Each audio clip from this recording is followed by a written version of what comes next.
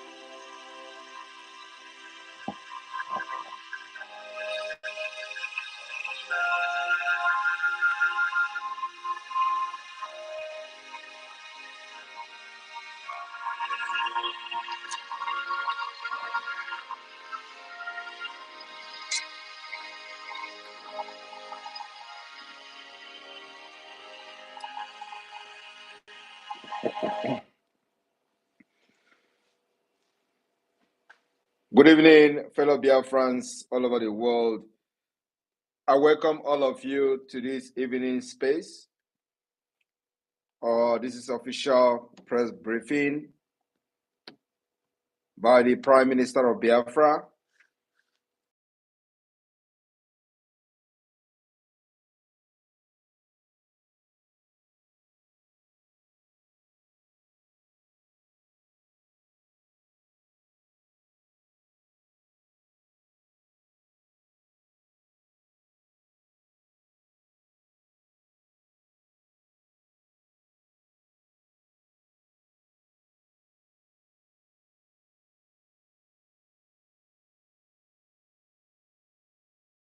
Sorry. Sorry about that. Like I said earlier, this video or this space is not live. I'm just streaming it live, but it's not our PM right now. This is the space he hosted about 2-3 weeks ago. I just want you to understand so you don't misquote or misunderstand what I said. Thank you so much. So we move.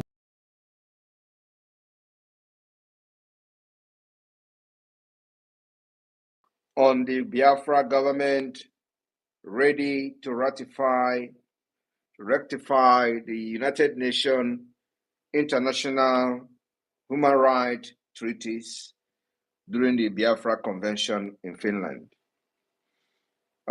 Success, I don't know, can you hear me? Is my voice coming out? Yes, I can hear you. Yes, you are very loud. Good evening. Was the national anthem out? Did you hear that? Yes. Everything was perfect. All right. Thank you very much, everyone.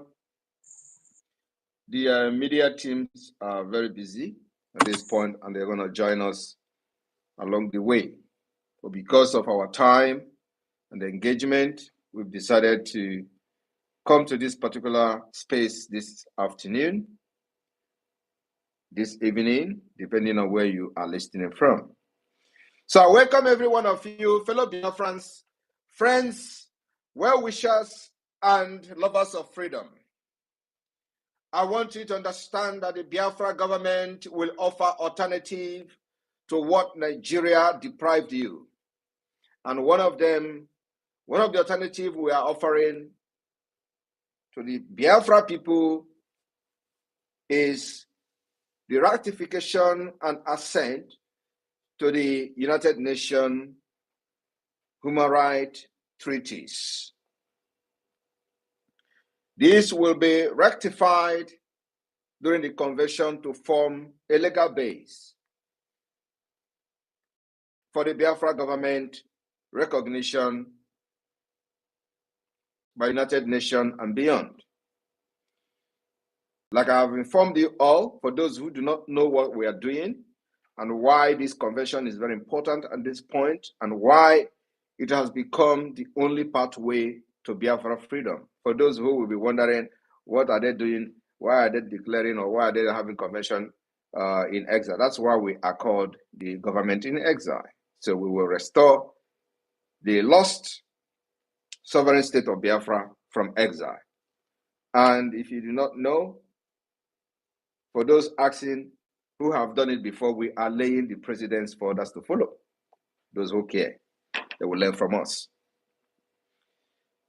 So, my fellow Biafrans, first of all, I would like to give a little background on the importance of Biafra government providing alternative to the human right, which Nigeria terrorist government has violated with impunity. Every one of you remember when one of the UN working group called Working Group on Arbitrary Detention demanded the release of Mazi Nnamdi Kanu and mandated Nigeria terrorist state to release him within 6 months. After this particular ultimatum was given by a UN certified group called the Working Group on Arbitrary Detention, monetary compensation was also awarded by this group. Nigeria snubbed, ignored, and violated this ultimatum. And so I would like to start laying this background of the importance of the assent or ratifying the Treaty of the United Nations and abide by it, which Nigeria have violated for decades with impunity. So Biafra will be a better alternative for every humankind who wish to be in a civilized world. And Biafra will be a model for other African states who are tyrannic, who does not know the rule of law, who are not democratic.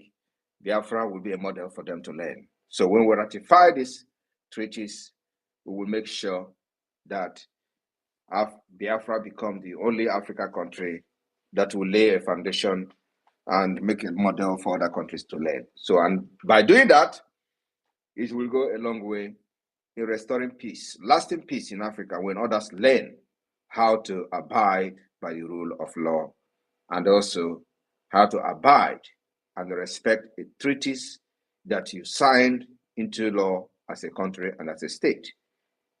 Any country without rule of law, any country that does not respect constitution, that country is bound to fail. And that's why Nigeria has failed. Nigeria has no rule of law. Nigeria does not respect its so-called constitution. Nigeria does not respect any treaty that they have signed into law.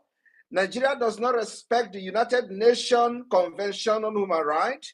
Nigeria does not respect any agreement whatsoever they are into. And so that is the reason for the anarchy. That is the reason for the insecurity. Apart from the Islamic State agenda, this is the backbone of the insecurity today in Nigeria. That's why Nigeria has become ungovernable and Nigeria has become a failed state, because they do not have the rule of law and they do not respect their own law, not to talk of treaties they are assented to. Biafra will provide a solution. One of the solutions is we will abide by these rules and norms of international treaties and conventions that we will be ratifying during the convention in Finland. So, what is the working group that gave Nigeria ultimatum to release Mazi Nnamdi Kanu that they kidnapped from Kenya, extraordinarily rendition to Nigeria under torture, inhuman treatment, degrading treatment, and what have you? The working group has the mandate to investigate cases of deprivation of liberty imposed arbitrarily and inconsistently with international standard set forth in the Universal Declaration of Human Rights or international instrument accepted by the state concerned. That is what this working group is all about.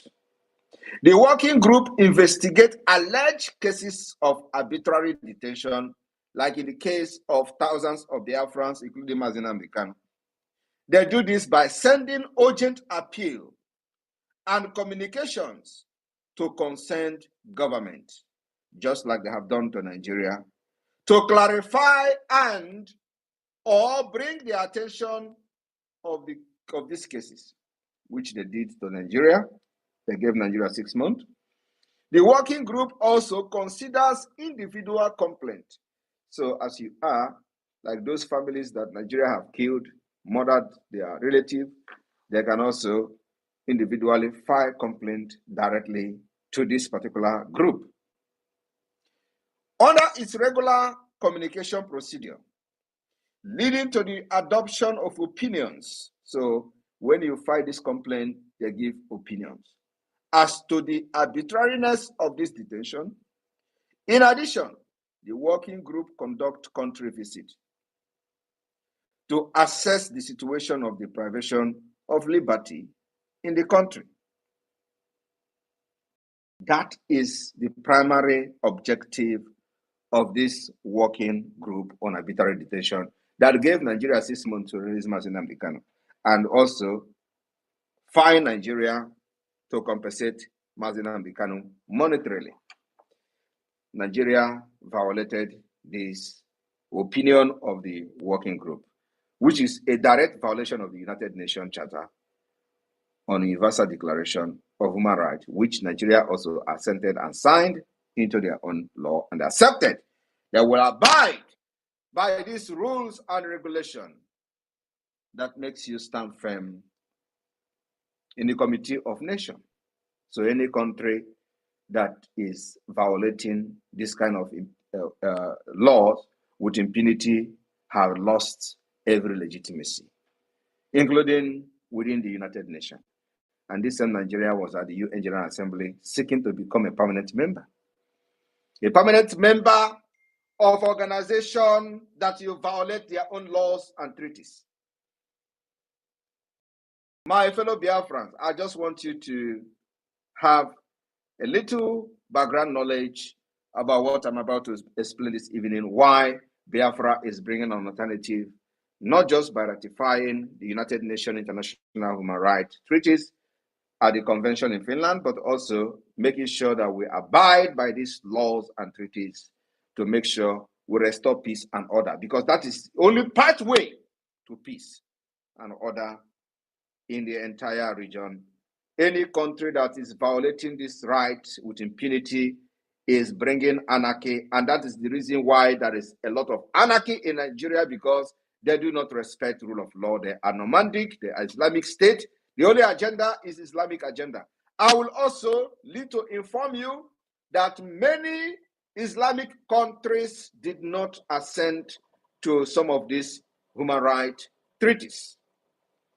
And that's exactly the direction Nigeria is going. Or they are already in that direction. So Biafra is an alternative to restore peace and stability in the Sahel and beyond.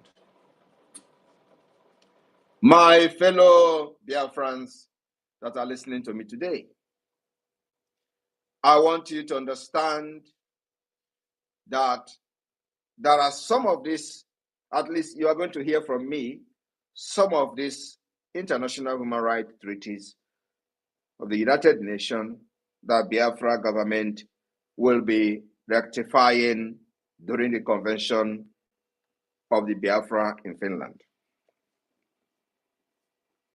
My fellow Biafrans, you may need to understand the concept of these treaties and what it bounds to do.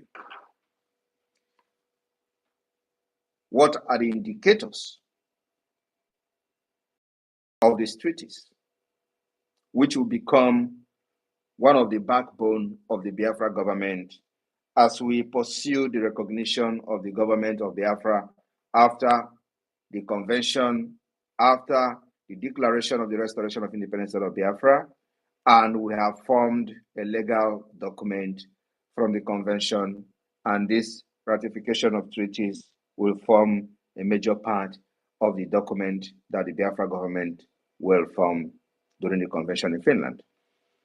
So the indicator referred to as a state, that consent, a state consent to be bound by the human rights treaties under international law. So when you as a state consent to this international treaty, you are bound. You are bound by those treaties to make sure that you stand by that treaties, and by doing so, you restore peace and stability in your country and in your region. The reason for the insecurity today, apart from the kidnap of Mazin and Bikano, Nigeria violated that particular treaty. They did not bound by it. So what is the rationale? When a state ratifies one of the international human rights treaty, it assumes a legal obligation to implement the right recognized in that treaty. Do you understand the word? When a state ratifies, like Nigeria ratifies this law, Nigeria, if it's supposed to be a country, under international human rights treaty, Nigeria assumes legal obligation, obliged to implement the rights recognized in that treaty. And what are these rights? Do not commit the crime of kidnapping people. Do not commit the crime of arbitrarily detaining people. Do not commit the crime of torturing people. Do not commit the crime of depriving people their liberty. Nigeria have committed all this crime against the Biafran people, especially Mazin and Bikano. And they are still standing on this crime that if heaven is going to fall, let it fall. That's where we are today. We are still settling the matter. Now, through ratification, states undertake to put in place domestic measures and legislation compatible with their treaty obligation. The state also commit to submitting regular report on how the rights are being implemented to the monitoring committee set up under the treaty. Now, how can Nigeria now submit a report on how they are implementing this right, which they signed into, by arbitrarily detaining Mazin and detaining thousands of Biafrans illegally? So they are going to write a report that, oh, you know, Biafrans are agitating, so we catch them, we kidnap some of them, we put them, we distribute them to different parts of northern Nigeria, and they are not going to court. As a matter of fact, we have thousands of Biafrans inside the prison, and there is no trial, and some of them have been there for 20 years. And they will write, is that the report they're going to write to the United Nations? In accordance with the treaty Nigeria signed? The answer is no. They can't even write a report, not to talk of writing what they are doing. So Biafra is coming to ratify these particular treaties and provide solution and alternative to Nigeria. That's what we're doing, to make sure we safeguard the life of our people, and no sane human being can have a contrary opinion or go against Biafra becoming a nation, in order to restore peace and stability in the entire Sahel region by following this particular rules and regulation of the international law. So you see, the reason we are sacrificing everything, taking the risk we are taking, is for humanity. So everybody can at least enjoy some level of peace. Now, this particular concept of the international treaties mandate the state to also commit to submitting regular report on how the rights are being implemented to the monitoring committee set up under the treaty. Who are this committee? The working group is part of the committee set up by this particular treaty. The committee that have mandated Nigeria to release Mazi Nnamdi Kanu, not only Mazi Nnamdi Kanu, but his own case is more of, gaining an international attention. Now, this committee, Nigeria, for ratifying this particular treaty, is mandated to submit a report to this committee that they are snubbed, violated their own ultimatum with impunity. So which face would Nigeria use to challenge the Biafra government when we are here to say enough is enough with your impunity, enough is enough with your supporting of terrorism? We are not even talking about them funding terrorism, giving them guns and arms to fight and kill indigenous people to take over their land in the name of Islamic State. We are not even talking about that yet. We are talking about only the arbitrary detention of innocent citizens, so-called innocent citizens, arbitrary detention of those who were exercising their right protected under this United Nations Treaty. That is what we are still addressing. We are not addressing their terrorism and how they are killing people, extrajudicial killings and all that. No, we are only talking about this particular detention of innocent people. How Nigeria violates this law with impunity that lead to the anarchy that you see today. Because the solution to prevent anarchy, to prevent instability, has been laid down in all these principles and treaties that we are going to assent to. And once you begin to violate it, you are opening and creating a loophole for anarchy to come in, because people are going to resist you. When you violate people's rights, using gun and bullet, think you can use them to suppress them for a long time? No, at a point they will fight back. And that is why I am leading the fighting back against Nigeria today. And I will stand anywhere, anytime in the world to defend how I am leading the pushback to fight against the terrorist state of Nigeria with our guns and bullets. What is the concept of this treaty? A state party to a treaty is a state that has expressed consent by an act of ratification, accession, or succession, and where the treaty has entered into force, or a state about to become a party after formal reception by the United Nations Secretary of the state decision to be a party. A signatory to a treaty is a state that provided a preliminary endorsement of the instrument and its intent to examine the treaty domestically and consider ratifying it. No action means that a state did not express its consent.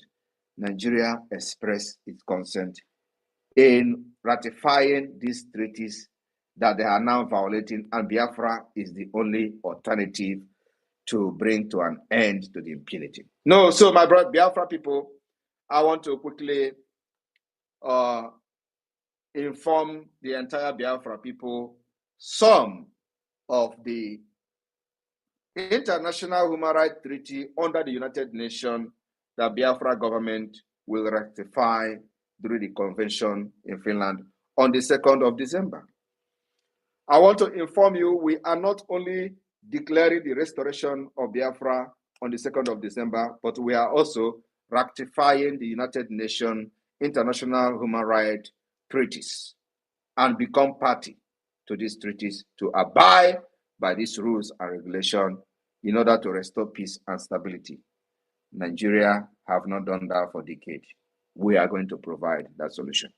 So, on this note, the Biafra people will gather in the convention alongside with many observers that will be coming from all over the world to observe the convention of the Biafra government, both in the homeland and in diaspora in exile. On that day, Biafra will ratify the International Convention on the Elimination of All Forms of Racial Discrimination, which was adopted in 1965. On the 2nd of December 2024, as we declare the restoration of the sovereign state of Biafra, Biafra will ratify the United Nations International Covenant on Civil and Political Rights, which was found in 1966. My fellow Biafrans and the good people of the world that are listening and are very, very sympathetic to the cause of Biafra people, I want you to understand that Biafra will be the beginning of civilization in Africa. We have suffered enough. Our people have been killed, and those who made it alive today should go and thank their God that they are alive to witness this particular history that we are making in this generation. On the 2nd of December 2024, that historic day, Biafra will ratify the United Nations International Covenant on Economic, Social, and Cultural Rights.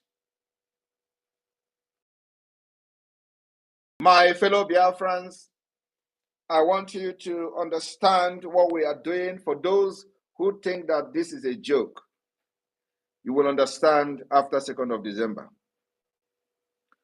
My fellow Biafrans, on 2nd of December, the Biafra government will ratify and assent to the United Nations Convention Against Torture and other cruel, inhumane, or degrading treatment or punishment, which came into force in 1984. On the 2nd of December 2024, Biafra government will assent and ratify the United Nations Convention on the Right of Child, which came into force in 1989. We are laying this foundation for those who do not understand how Biafra will restore stability in the entire region, to understand that only by the rule of law that sanity will return to the region of the West Africa, largest resources. On the 2nd of December 2024, during the convention that will shape the history of Africa, Biafra government will assent and ratify the United Nations International Convention on the Protection of Rights of all migrant workers and members of their families, which came into force in 1990. My fellow Biafrans, on the 2nd of December, we are not just only declaring the restoration of independence state of Biafra to raise a legal document, but we are also assenting as a government, ratifying the United Nations International Convention for Protection of All Persons from Enforced Disappearance. Today, Nigeria is known for enforcing the disappearance of those who criticize it, who criticize the government, those who criticize the leaders, those who criticize officials. They enforce their disappearance. Just a few days ago, we listened to one of the lawmakers bragging to a taxi driver how he can make him disappear and nobody will talk about him anymore. It happens. Thousands of people have disappeared as a result of them criticizing the government officials. While Nigeria was party to this treaty, they encourage and use their law enforcement agencies to violate it. Biafra is bringing alternative. How can you come against the Biafra government? We are people that embrace the future and innovation. So we are going to abide by this international covenant, international law, and international treaty, making sure that it is a pathway to restore peace and stability. On the 2nd of December 2024, the Biafra government will not only declare the restoration of independent state of Biafra to restore peace and stability in the Sahel region, but we are also going to assent and ratify the Convention on the Right of Person with Disability. My fellow Biafrans, on the 2nd of December, when you hear them say December 2nd will come, a lot is going to happen that day. It's going to be one of the most important days in the history of humankind. The Biafra government, during this convention on the 2nd of December, will ratify and assent to the United Nations optional protocol to the Covenant on Economic, Social, and Cultural Rights. My fellow Biafrans, on that same day, 2nd of December, the Biafra government will also ratify and assent up to the optional protocol to the International Covenant on Civil and Political Rights. My fellow Biafra people and the lovers of freedom across the world, we are solidifying the legal document that will form the pathway to the recognition of the Biafra as a government, as a state, and then also to bring in lasting peace to the already deteriorating security situation in the Sahel and in the region of the eastern part of Nigeria called Biafra. My fellow Biafrans, on the 2nd of December, the Biafra government will be ratifying and assenting to the United Nations second optional protocol to the International Covenant on Civil and Political Rights. And our aim is the abolition of the death penalty. This particular convention aiming at the abolition of death penalty, Biafra government will assent and ratify this treaty.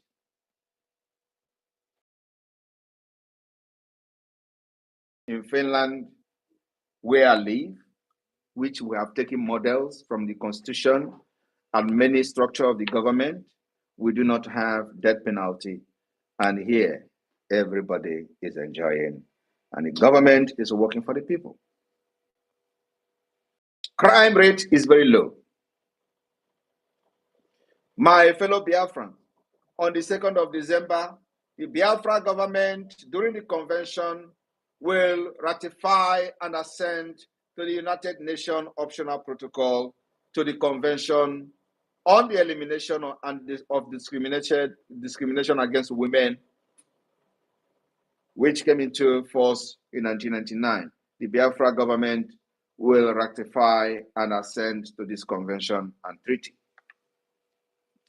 My fellow Biafran, the Biafra government, under my leadership as a Prime Minister, during the convention in Finland on the 2nd of December 2024, will also ratify and assent to the United Nations optional protocol to the Convention on the Right of the Child on involvement of children in armed conflict. We will ratify this treaty and abide by it, not like the Nigeria terrorist state are doing in the northern Nigeria. On this 2nd of December 2024, as we declare raising a document for the restoration of independent state of Biafra, the Biafra government will ratify and consent to the United Nations optional protocol to the Convention on the Right of Child, on the sales of children, child prostitution, and child pornography. Like under Nigeria, these are not crimes. Why Nigeria assent and sign into these particular treaties, they do not even know the value. They do not know the value in the society. They do not know how it helped to shape in society to become a better society like you have in Europe.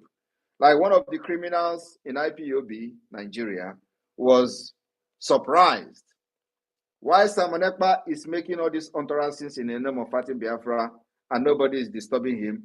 But his uncle shared a nude of a child in Germany, and he has been in the court for the past 5 years. As a Nigerian criminal, this man does not understand that sharing any child pornography is a serious crime. And here is where that particular law was derived from.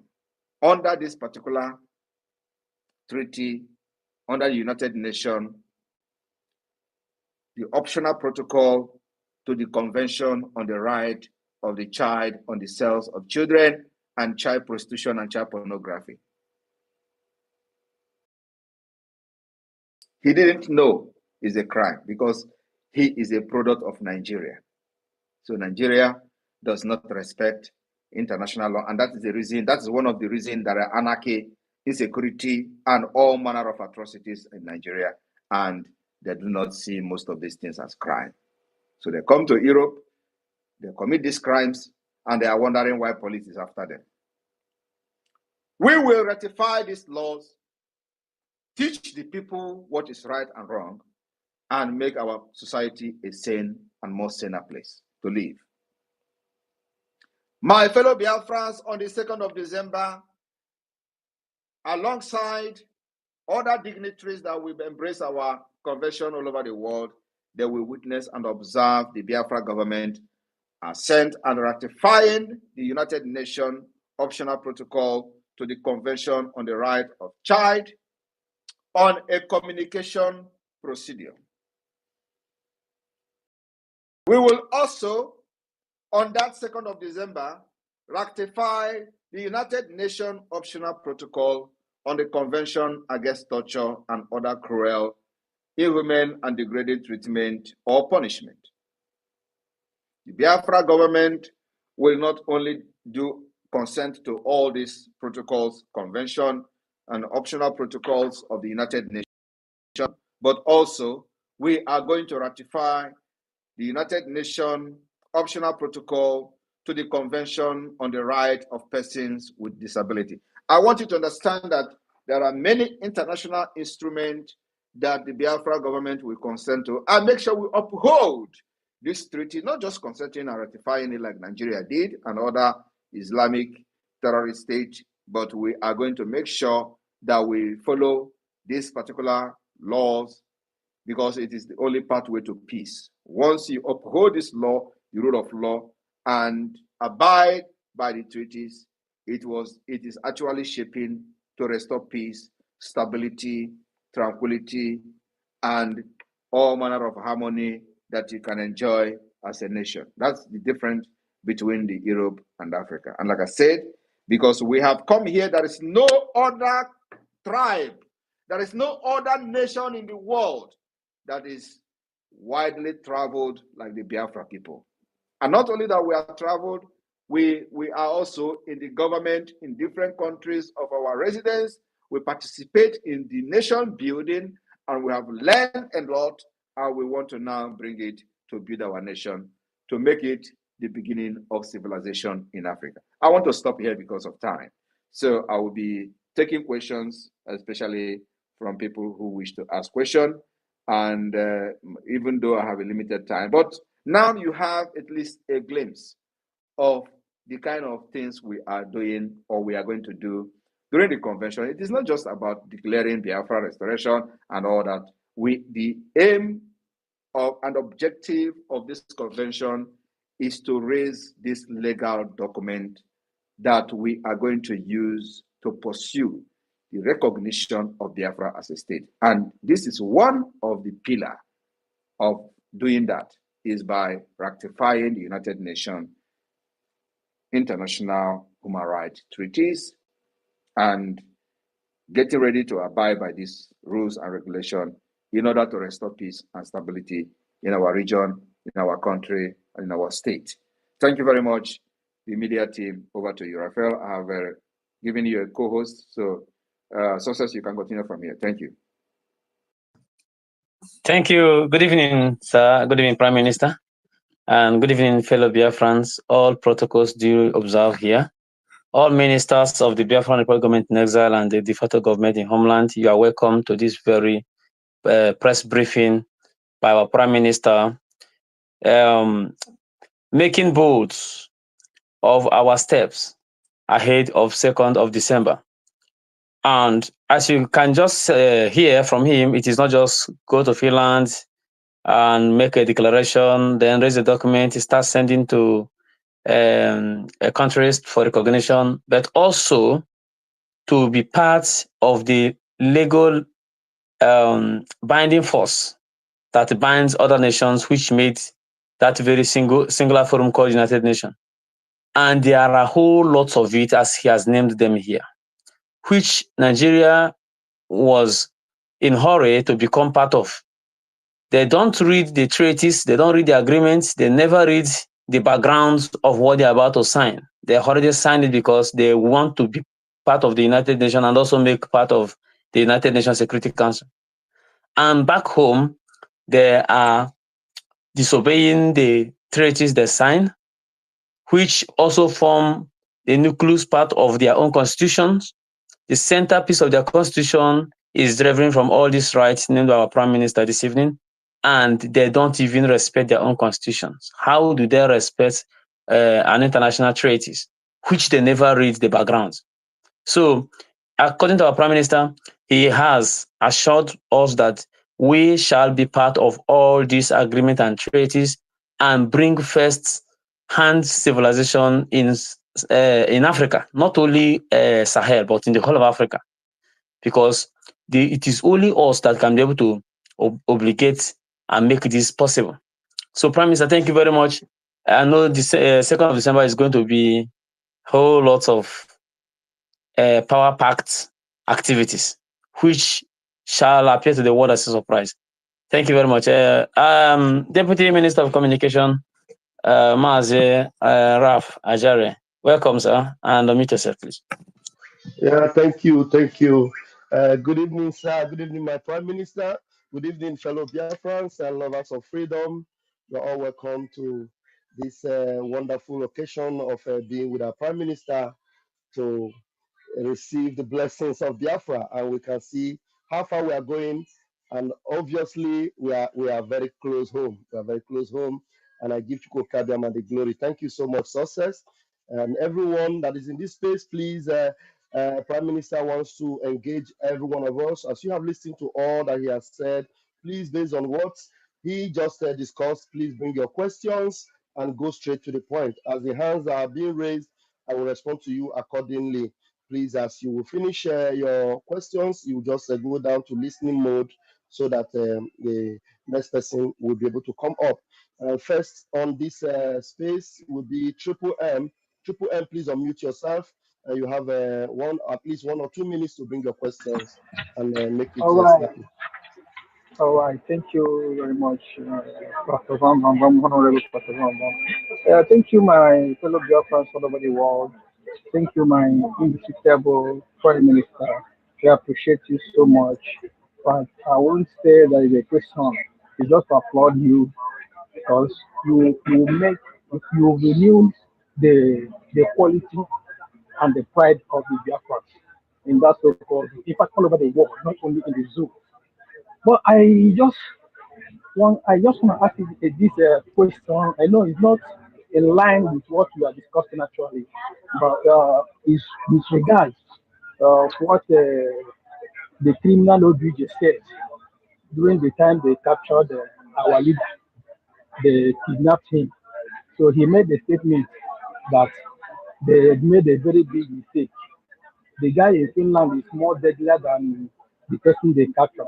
Now, my question is this: were you in any way have something to do with OBJ for him to make that statement, or he had went underground because he's a criminal, he's a bony man? Because sometimes you do tell the criminal IPOB Nigerians before you fight, you go to your village, kick out to your gods or whomsoever to tell you who you are. So my question is, do you in any way have something to do with OBJ before he made that statement. Thank you, my Prime Minister. I appreciate it. I have nothing to do with OBJ, and I will never have anything to do with him. He knows what I know, and I knows what he knows. Thank you very much, sir. Thank you very much, sir. How about OBJ? Oh, goodness. Okay, well, I don't even thank you. understand. They will know. Thank you. Do you have any question for the Prime Minister? Please use the privilege of your voice out to ask, please. Go ahead. Hey, Biafra na vuna na bato bie no no way. Anu kankan bidike ukolo mwa. Obisi na buogidile. Oke mwa. Obato bie. Eza batado bindewo. No. Okay, they just have eulogies for the Prime Minister, and that suits our PM because we are really blessed to have you, sir. And honestly, you don't understand how blessed we are with what you have done for us and what you're doing. We give God the glory and we appreciate you, sir. All right, moving forward, we have Radiant Black. Radiant Black, please unmute yourself. You've got 1 minute, at most 2, to bring your question. Very engaging one, please, to the Prime Minister. Please go ahead. Thank you very much. I'm very happy to be among this, struggle. I must say thank you, my PMB. And I don't have much question. I just want to use this 1 minute to thank my PMB and all the force behind him today.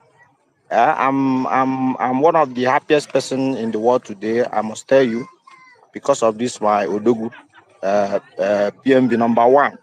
So I thank the co-host and the ministers. You people are doing very fantastically well. I'm very excited. So as we in the homeland will continue to support you. People in the abroad will continue to support you because you are doing the right thing. So we are going there. Everything you are doing is on Abaya. Thank you very much. That's what I have. You. Thank you very much. Thank you very much. Thank you. Please, I want you guys to understand that at the level where we are now, we are engaging at a very high level, the topmost level of this particular movement. And you can see where we have gotten to. So we need more engaging questions. Ask the Prime Minister that question that is very hard. Just reduce some of the, thanksgiving and the appreciation. We know that you all are happy and excited. I want to just stay here and thank him and appreciate him. But he wants us to ask him questions that the world will know how ready we are. Please, if you're raising your hand, raise it because you have a question for the Prime Minister. And those of you that are still requesting, please make sure you have a question. Thank you very much. We move. We have Kama Israel. Kama Israel, please unmute yourself and bring that engaging question for the Prime Minister. Thank you. Thank you so much. Thank you, our able minister. Thank you for giving me the opportunity. Thank you, Honorable PM. Thank you so much for always coming out to engage with your people. We appreciate you for that. My question is something that's been popping up on different platforms, and I believe you're the one to give us the answer. Some people are asking about the dress code for the 5 days program, and I think you can give us an idea so that I can just take the voice to the platform so that people will know exactly what to do. Thank you, sir. Prime Minister, is that a question you would like to respond to, sir? Yeah, the dress code, it remains the same like last year. It's Western style, black suit, black dress for women, Western style, black, blue. So there is no traditional wear there.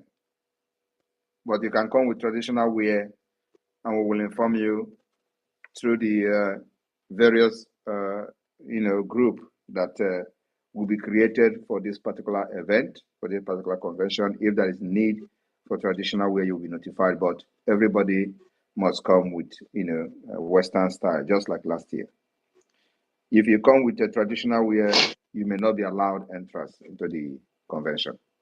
It's very important. You must learn how to abide by rules and regulations. Thank you.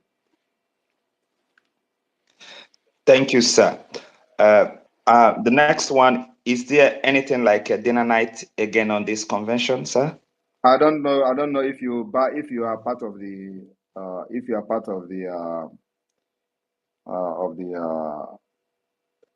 if you are coming, you should get that information from the organizing committee. Thank you, sir. Kamaisri, thank you very much. We move. My Prime Minister, I also want to ask a question because you keep us dumbfounded every time as events are unfolding. I want to ask you, sir, you have always been telling us when Biafra will come. We will sleep in Nigeria and wake up in Biafra. And with the unfolding events, we see things playing out exactly the way you have, been saying it. And just suddenly, the emergence of Donald Trump, who happened to be the good guy for the United States of America, and you also happen to be the good guy for the United States of Biafra. And both of you with the interest of your people at heart. And this is happening like it is happening in the same season at the same time. And is it that you saw these things through your crystal ball, or is it that the puzzles are just falling into place? Because I know that the lines are falling for us in pleasant places, and it's just getting very, very interesting. How did you come to know all these things? Is it that you saw it before time, or is it just that you knew it will all happen like this? We're just dumbfounded. Please, can you just tell us a little bit, sir? There is nothing I have said that didn't come to pass. The only thing that I'm waiting for is this Biafra to become an independent state. That is the only thing I have said that is yet to happen. But we are on the process of making it a reality. So when I joined, everybody knows that I said I will never be part of this more than 5 years, and Biafra will come. So when I was saying I know the date was Biafra, I think that should have actually gives many of you some kind of sense of, articulating. If I have said from the beginning that I will not fight this more than 5 years and Biafra will come, you should know that I know exactly what I'm doing. Wow. Honestly, we give Chukwu Kadama the glory, and you're just the man for the job, the new sheriff in town, and we can't settle for less. We are so happy. Please, God told me, pronounce it, and I will make it a reality. Wow.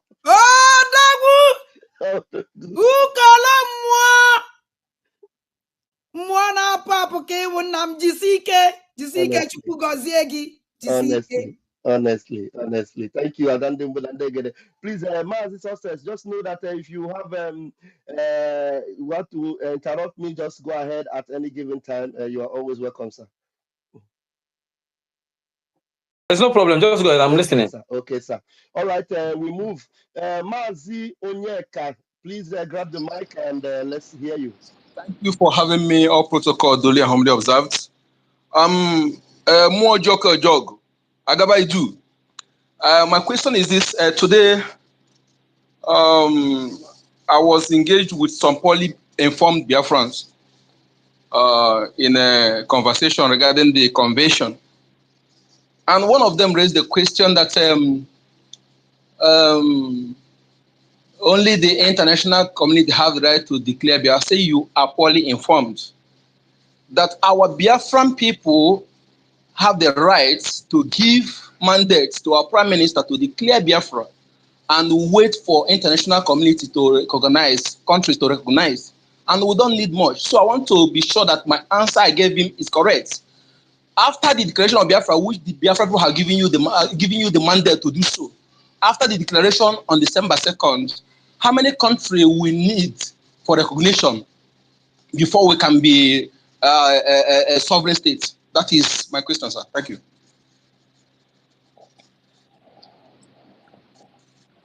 Thank you very much. You answered correctly. Thank you. Thank you so much. But let me tell you, it is not about how many countries that you need. You can have all the countries in this world and they still don't have your freedom.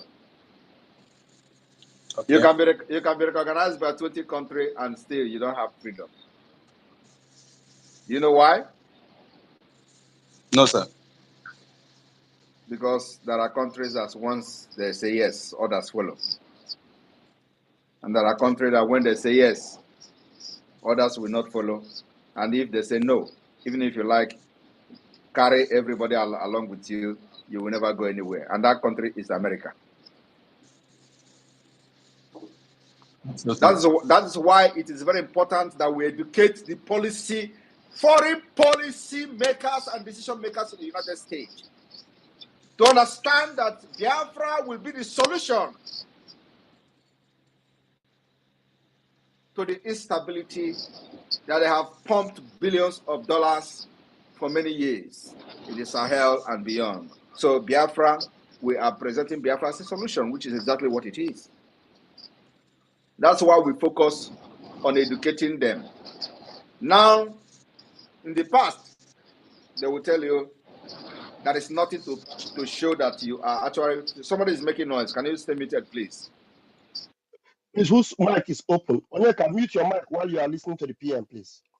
In the past, all you do is noise, agitating without a structure, agitating without a foundation, agitating, just making noise, political pressure group.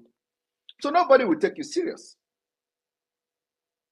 But they know that indeed Nigeria is not designed to provide the kind of solution that will put a stop to all the things going on in that region and beyond. So there is need for an alternative. But all the people that are bringing this alternative have not demonstrated the readiness to take that particular responsibility. So that's what we have done differently. So you need America. Once America goes, every other person follows. You will agree with me that during the Biafra civil and genocidal war, we have 4 to 5 country recognition. Did it give us independence? The answer is no. Did it make the United Nations recognize Biafra? The answer is no. But we have 4. And these 4 countries, or 5, are all members of the United Nations. It didn't give us the recognition. But had it been that America recognized Biafra, which they were actually about to, but because there were no foundation. When I mean foundation, I mean the kind of foundation that we have today, representation in the United States. A visible and good representation in the United States like we have it now. It does not exist. It didn't exist then. So there was no representation. But Nigeria is present in the US, so they know whatever that was going on, but Biafra doesn't have privilege to those information. So when America was turning its back on Nigeria, they begin to pressure the Biafra side to embrace peace and give up the fight. So it was actually a scam that Govt did to Effiong, because Effiong did not know what America was thinking, because there was no representation. Today we have representation and we have voice, and in Washington, D.C. We have voice in the Congress, and that's exactly what we will continue to educate them in the Congress to understand that that particular problem of 1960 has tripled, and there is a need to put a stop to it. not only for the interest of Biafra, but for the interest of the United States and for the interest of the West, which will be in turn benefit Africa. So it is a win-win for everybody. How will you not abide and agree by that? So, my brother, what we are doing in Finland is to generate this legal instrument, legal document. Like if you have been listening from the beginning, I was mentioning some of the international treaties, human rights treaties, the United Nations human rights treaties and convention that we are going to ratify and assent in Finland during the convention to be a backbone for this legal document, including the result of the self-referendum, including the declaration document, including the constitution of Biafra people, and many other things that will be adopted. This whole thing will form the legal backbone and the legal document for Biafra government to pursue the recognition from the top, from the United States Congress, United States Department, and we educate them until they understand that Biafra is the only solution. As that is happening, we'll continue the eviction of Nigeria in Biafra land. Nigeria can never survive me. Thank you. Thank you so much, Honorable Prime Minister Mogisto Ebos. Thank you.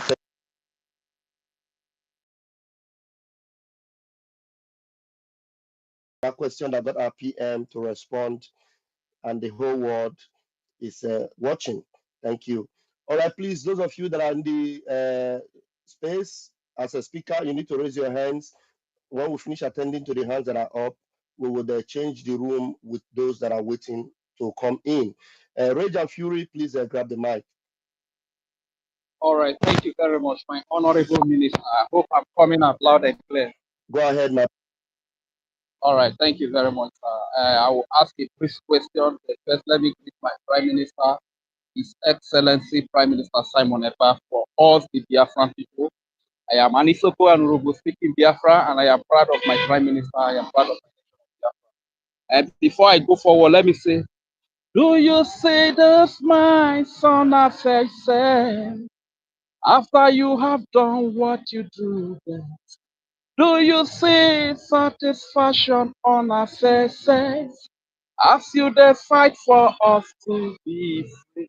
You don't think it's much, but to us it means the world. We wake up every morning and wish you were there. You don't have to lie to gain our trust. You will always have your people trust. We always love you, Simon EKPA. Your every contribution makes our lives a little bit safer every day. You are the hero. You are the hero. Thank you very much, my Prime Minister. That is a song from my mentor, Lucky Dube. I just changed some of the weddings and I feel like I can do it for you. My question is very simple, sir. Like from the beginning, you made your submission and you told us about some of the international treaties that we are going to assent to. And you made us understand that Nigeria even assented to some of these treaties. So my question is, when a country or a nation that is part of this that assented to these treaties break them, you see that the international community doesn't have the power to punish that nation because here in Nigeria, most of these treaties have been broken by Nigeria. And my second question is, how do you know that Donald Trump is going to be the next president? Because before campaign, you were the one that said Donald Trump is going to be the next. And we followed you. To my amazement, 2 days ago, Donald Trump is today a president. What is happening, sir? Because sometimes when you make some exposition, I'll be scared that this our prime minister not go put us for trouble one day. You understand? At the end of the day, what you talk will come to pass. What is happening, sir? Thank you very much. I am Regent Siri from Isoko speaking, Biafra. Thank you very much. As you know, I'm a very strong Christian. And I believe in God. So That is what we call divine mandate. When you are in a divine mandate, everything you do works for you. Even if they are against you, they will turn and work for you. And that's why I said, God told me, pronounce it, and I shall bring it to reality. If you watch, that is not to say when I was a Nigerian, when I was in Nigeria, Nigeria is never something that God favors. You see all their nonsense pastors, they will be making nonsense predictions, saying they are doing prophecy. They will tell you one thing, and if it mistakenly falls into that, they will be using it to share to their congregation. You see, I said it. Our own, consecutively, I talked about our prime minister in Finland. He became the prime minister. I supported him. I talked about our president in Finland. He became the president. I supported him. I told you the next is Trump. I supported Trump. I was one of the first person that endorsed Trump as far back as 2023. And it is on Google. It is on Wikipedia. If you go to the list of those that international politicians that endorsed Donald Trump, go to international politician, my name is there on the list as people that endorsed Donald. It is in the media. You can search and Google it. It's in news. Nigerian news reported it. Some international media reported it. My endorsement on Donald Trump. I believe that because I am on a divine mandate, so God direct me how and what to do and when to do it. Not like when you are in Nigeria, you are fighting a wrong fight. If you are predicting on behalf of Nigeria, you are in the wrong side. Every of your prediction will fail. But when you are in the right path, and in the right mandate, everything will fall into place. Now, just check it from the beginning to now. There is nothing I have said that I have not had, including the kissing of dust of our enemies. They are falling one after the other. You may also understand that the one that I posted the picture a few days ago, the criminal Ejiofor have confirmed, is a native doctor to Ejiofor. He's the one doing all the juju for Ejiofor in Anambra. They call him Odanike. He was the commander of ESN. They recruited him immediately the same as Nnamdi. He became an Ebubago person, become AVG commander in Anambra, killing our people. Today, he is gone. Now, I tell you that many of them will go down before December 2nd. So what I'm trying to say, to answer your question, is that I am on a divine mandate. It is not just about Trump. Trump is a president. Trump is not going to single-handedly make decision on Biafra. That is why we started by educating the congressmen. That's why we started by educating them, and now we are moving to the United States Department of State to educate them on the importance of Biafra. So there is still a lot of work to do.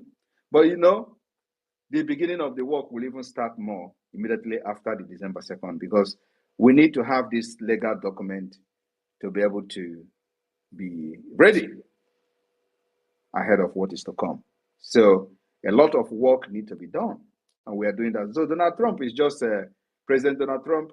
Is not he's not going to come out and say, okay, I give you Biafra. No, it requires procedures, processes, and many things need to be done, which we are doing very, very well. So that's why they will always tell you, follow who know road. Some people don't even know what it means. If you do not follow who know road, they will lead you to your, I don't know what it's called, but maybe you go inside the evil forest and you never come out again. We know road, and that's why we are leading Biafrans to freedom. So this foundation we have laid today, you can see where we are today. You can see for the past many decades of Biafra issue, nobody has ever in the public discussed with anybody in the Congress, except now that the Biafra government, under my leadership, we just started. And on the 2nd of December, which is just few weeks from now, you are going to see the caliber of people that will be in the Biafra Convention in Finland. Thank you. Wow. Thank you very much, sir. Thank you very much, sir. And that I think you have answered my second question, which I would have loved to ask that, being that you were the first to endorse Donald Trump, the Prime Minister of the Biafra Republic Government in Holland and the de facto government in Homeland, being that you are the first to endorse Donald Trump, how does it affect how does it contribute to our freedom? But I think you've answered that. And let me use the mic by saying, Simon Ekpa, Simon Ekpa, Simon Ekpa, for my radio friend. Simon Ekpa, Simon Ekpa, for my no jano. Simon Ekpa, for my Simon Ekpa, for my roof for my Simon Ekpa, for my. Thank you very much, sir. I yield. Thank you very much. Thank you, Rage. Rage and Fury, thank you for all you do. Thank you for your commitment and your service. Blessings. All right, as we move, I welcome our fellow media person in the Biafra government, our own Betty Ford. Mommy, grab the mic. You're welcome. Thank you so much, my wonderful Prime Minister. I thank you. I love the way you started this program. In fact, I am very, very happy. Sorry, my people. I thank all of you for gathering and coming around whenever we are on the air. Thank you all so much. I appreciate all of you. My PM, I will call you this name. I don't care what people think. You are the Jesus of our time. And I thank you so much. I'm very proud and happy to be working under you. You have really thrown the light and it is shining. There's a question.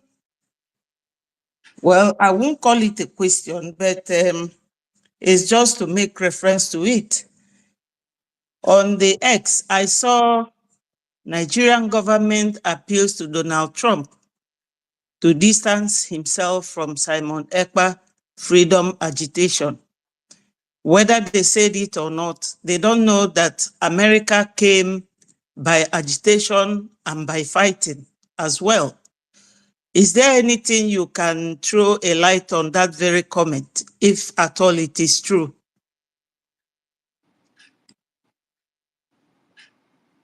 There is no comment on that. It is dead on arrival. So I know that they did that. They did that 1 month ago. So, but what am I going to comment on that? Donald Trump doesn't listen to Islamic terrorist sponsors like Nigeria. Exactly. So my second question is just like a human being that I am. And then also, let me also quickly say that I can never be Jesus. I'm not even close to the spit of Jesus. I'm not even close to the sweat of Jesus. So all glory goes to God and Jesus. Jesus is the one that is piloting this affair through me. I can never ever be equated to his even footstep. So please, just I know how you feel. But just to correct it, you can continue. Just leave this comment and continue, please. Thank you. Okay. Yeah, the next one that I have been wondering about is in relation to our lobbyists. I know that we will not entertain any question about lobbyists. Thank you. All right. Thank you so much. Keep the light shining. We are with you. Thank you, sir. Thank you. Thank you, our own Betty. Thank you so much. We move. All right, the hands are up and we're going to bring them. Please, 1 minute now, going forward, 1 minute, bring your question, and then the next person will take the microphone. And I give you the microphone. Simon Ekpa Pikin, you have 60 seconds, please. Go ahead. Good evening, my people. I greet you. Once again, I want to thank my Honorable Prime Minister, Simon Ekpa. At least I have learned a lot through him by knowing that Igbo can generate a lot of wise and intelligent people. I honor you, my PM. Then I want my PM to make a little reference concerning this. After this convention in Finland and we declared our freedom, then I want him to give a little reference on how we are going to deal with Nigeria, or how international community is going to put their eye on how Nigeria is going to treat our leader, Mazi Nnamdi Kanu. I have addressed that. You just watch and see how it unfolds. If you're listening, you know that I have addressed all these questions you're asking here. Thank you. Thank you, Mazi Simon Ekpa. I greet you. This is the question I wanted to ask. All right. Thank you very much. That has been taken care of. Thank you so very much. We move.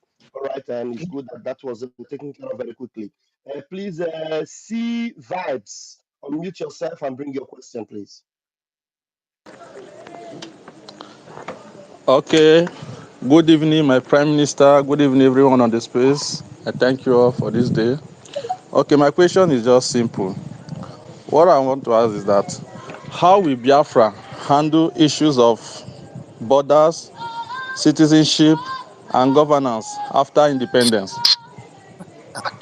You wait, we have a constitution. We have a Can you constitution. mute yourself, please? You Can after you? talking. There is a noise. So Mute your mic. See vibes. Biafra have a constitution which will be adopted in the convention, and those constitutions have addressed the issue of border crossing, the issue of citizenship, and all that is well addressed in the Biafra constitution. So you don't have anything to worry about that. Just keep your fingers crossed. After the convention, the Biafra constitution will be public. All right. See vibes. Are you good with that? You have another question? Okay, my second question is this. Am I loud and clear? Bring it on, please. And make sure you mute your mic after that. Okay. What I want to ask is that how much support does the Biafra independent movement have from the people in the region? You're asking how much support? When you have 40 Mute your states, mic. when you have 40 United States of Biafra, have your map, have representative in all the 40 states. You're asking how much support you have. You have your support from your family members alone. Thank you. Okay, thank you. I'm done. Okay, thank you. How much support? Every seat at home, you see this, or the whole of Biafra is locked down. Our votes. No, he's talking have about garnered support. over- Where he's talking about support where 50 million people have voted. How many people do you have in Nigeria? I beg, just how much let somebody else come in. Okay. All right, we move. Please go ahead and bring your question. Igbo, the progenitor of black. Please go ahead. My Honorable Prime Minister, I greet every one of you in the house. My question is based on the immigrant treaty with the UN. Like we all know the situation the world are facing now based on the immigrants. How do we Biafra manage it in the situation whereby? Where are you calling? Where are you calling from? Where are you calling from? I'm calling from South Africa. Why are you worried about immigrants when you are immigrants in another man's land? Yes, that is where I'm not worried. I'm just trying to emphasize one or two things. What are you emphasizing? Because you are an immigrant in South Africa. So if Mandela and co were emphasizing on immigrants, will you be there? No, I will not be there. So cut the question, please. You people should be asking something that is going to help, to explain certain things about the freedom, not about we are concerned about immigrant. Why you are there somewhere else country, somebody else country, and as an immigrant. If everybody was concerned about immigrant, you will not be there. So talk about something that will help. Talk about something that will help your freedom, not all this nonsense side talk about what will happen after your freedom. Talk about how you are going to get your freedom. Talk about the finance that is needed to get your freedom first. Talk about the guns and bullets you need to protect your women and children first. Protect your border. You are here asking questions about immigrants, and some of you are just asking questions that are not irrelevant. Yeah, you should have waited. You see where I'm coming from. No, because I know where you are. I know where you are going. If I allow you to say it now, you still mess up. Do you want to say it? Do you want to continue? Yeah, can I say it? Okay, I continue. Let me hear you. Yeah, where I'm going through based on because of what we have in the Islamic jihadists. And we have a situation where we have to checkmate them so that they will not use those avenues to chip into us the jihadists. Okay, have you finished? Yeah, that is the angle I want to chip in. Okay, you see this, you still mess up. That's exactly why I stopped you from the beginning, because Nigerians are criminals. Nigeria breed criminals. Yes. So if Nigeria breed criminals, South Africans are worried about the criminality of Nigerians. Will you be there in South Africa? No. That's why I asked you to leave that talk. Now you have said it. Exactly the same thing I was thinking you are going to say is what you said. You said you have something different.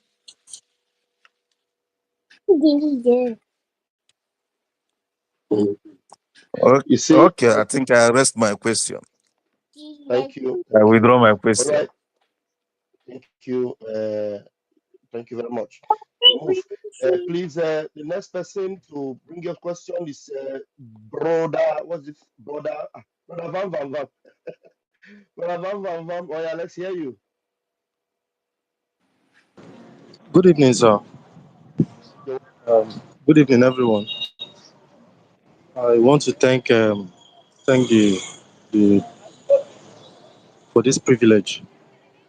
Sir, I've been following you closely, and I've been observing everything you're doing. It has just been falling into place. So my own is not really a question. It's like an appreciation and also a soft reminder that you should please help us with a continuous update, because we here, that is what we are feeding on. It's not as if we have a direct boss we work with or whatever. And in this part of the country, anything can happen to you. So you have to be very careful, especially with your device. So please help us continuously with the updates. As they are making the moves, help us with the updates. And this, what's it called?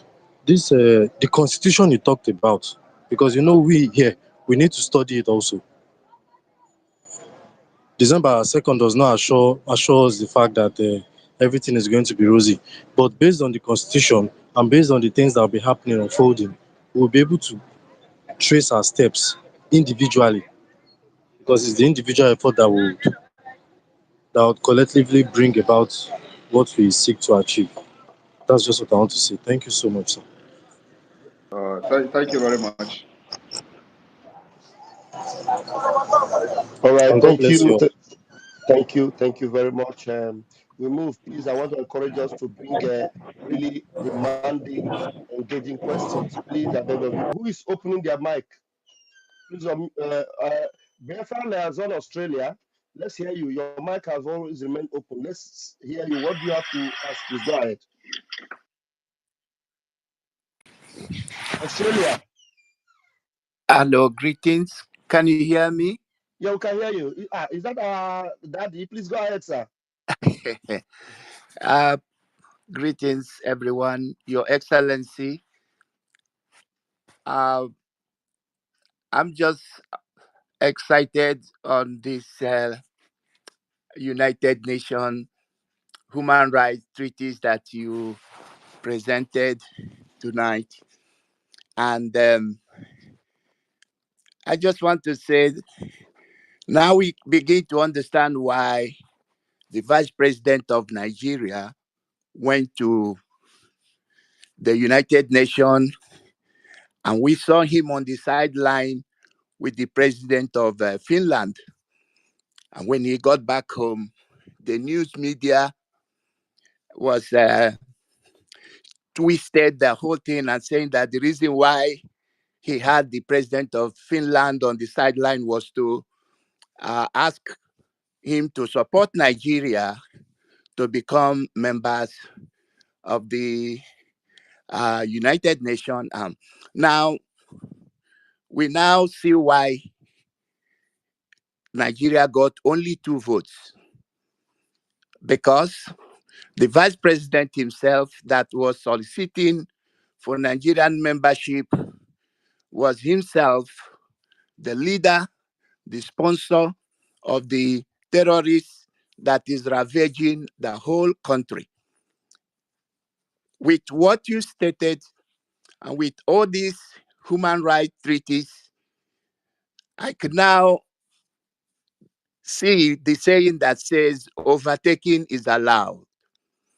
Today, it has become clear to the world that United States of Biafra has overtaken the zoo called Nigeria. So I just want to bring it to the notice of everyone that what our PM have just stated tonight has shown what kind of nation that Biafra is going to be. Overtaking is allowed, my PM, and I don't think Nigeria will have anything to say, especially their media, having understood what you shared tonight and all these treaties Nigeria is supposed to be a signatory to, but unfortunately, they ignored because they don't know any better. And upon the violations of these treaties, they think they could bulldoze themselves to becoming members of a permanent, having a permanent seat in the United Nations. So overtaking is allowed, and unfortunately, Nigeria has messed themselves up. Kudos, Your Excellency, for leading us and for bringing to the world, showing the world what Biafra indeed is going to be. Thank you, Your Excellency. Thank you very much, Ambassador Iwunze.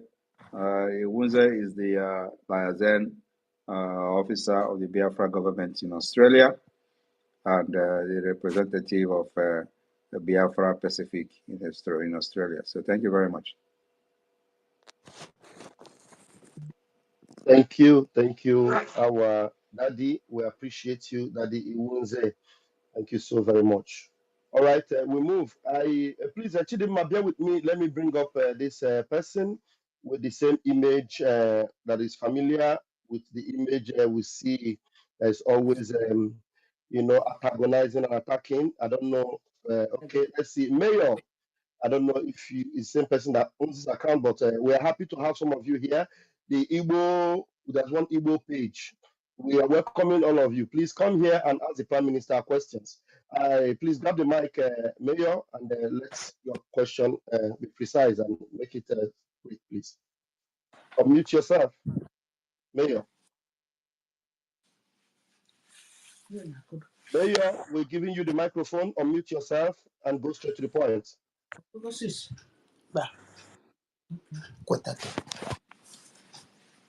Yes. Mayor, are you ready to ask the question, or should we remove you from the speaker? All right, maybe he's scared. They're scared to confront the Prime Minister. I'll still leave you in the room. When you're ready, you come up with that question. Chidinma, please grab the mic until that Mayor is ready. Good evening, my PM. Our honorable Pastor Van and the ministers in the house. I'm so excited. I don't know where to start because this is my first time. I've been trying to enter this space. This is my first time of coming into this space where my PM is addressing issues. I'm very, very excited. And the question that I wanted to ask, it just seems as if my PM knows what was in my mind. He treated it because I am part of this religious side that was so deep in me. All these things, when I realized that there is another means of transforming life to God without even preaching, what you'll be seeing live from people's way of living, just as it is in abroad. They don't talk much about Bible, they don't preach anything, but within what they are doing, your life will tell you that you are doing it right or wrong. So you don't need anybody to come and preach gospel to you. That is what the Biafran I'm about to see. I don't have question, and I know that a lot of people are waiting to speak. So I will not go much further than to say thank you, my PM, for specifying it, because I have a pastor that was like confused. She was very distressed about how we are we worshiping human beings? It started from our leader, because when we used to say, nah, they can, is another savior. All these things sometimes it scared them, as if to say that we don't realize that there is God, is not human being.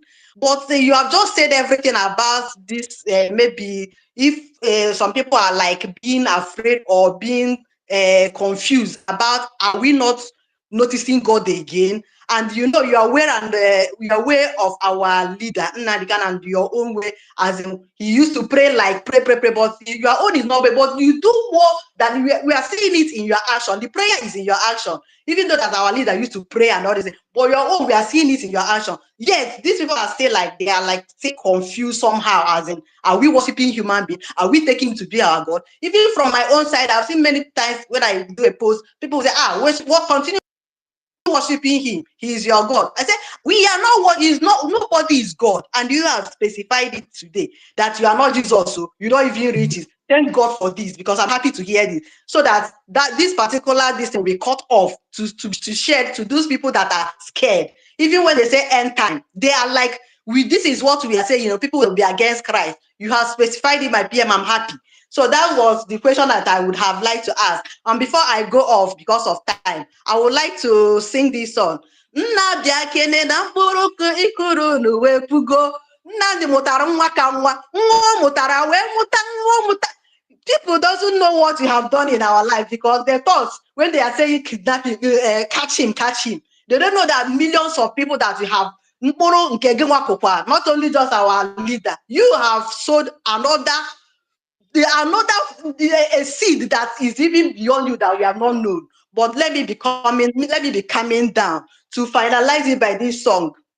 If Thank you. Biafra, makana abụ m nwa Biafra o, abụ nwa Biafra o, Biafra maka. Let me hold this here. Thank you so much. Thank you, Chidinma. Thank you very much, Chidinma, and continue to be coming down. In addition to that, I always confess Jesus Christ as my personal Lord and Savior. In case anybody don't understand that, I am a child of God. I am a child of God, and ejirom Chineke egwu egwu, ejirom Jesus egwu egwu. At the same time, abụ m nwa culture. I understand my culture, because culture is the way of life of people. So anybody that doesn't understand his or her culture is a lost person. So I understand my culture. I respect my culture, because it is the way of life of our people. So I respect, because at the same time, I embrace this so-called foreign God. I love Jesus Christ so much, and he is my personal Lord and Savior. It is my own personal business. It is nobody else. I'm not doing it to impress anybody, but I confess Jesus Christ as personal Lord and Savior. At the same time, I value my culture. I value Chukwu Okike. A lot of people don't even know what the Chukwu Okike. In those days, in our land, we have what we call Chukwu Okike in our compound. Everybody, we have Chukwu Okike. It is a way to communicate with your own God. How you communicate with your own God is your business. So, Ekenemun,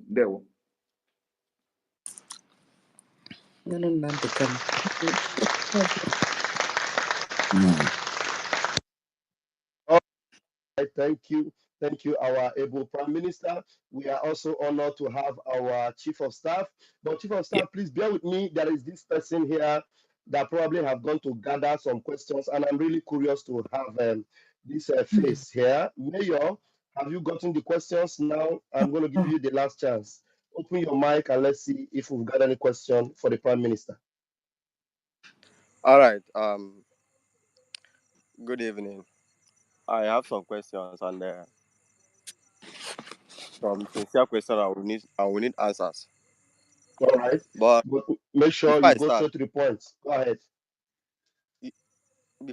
I will have to say something. Please. There is a guy you called Umokoko. Raphael, I'm Please, referring I'm to. going to remove you. I'm going to remove you now if you don't ask your question. It's I very will remove you unprofessional now. who claims to be representing people to call someone Umokoko when you think that person asked a sincere question. Please go ahead and ask your question. If I you are not expect the you to be more Umokoko, ask your question. professional Can you you conduct a space. I expect you.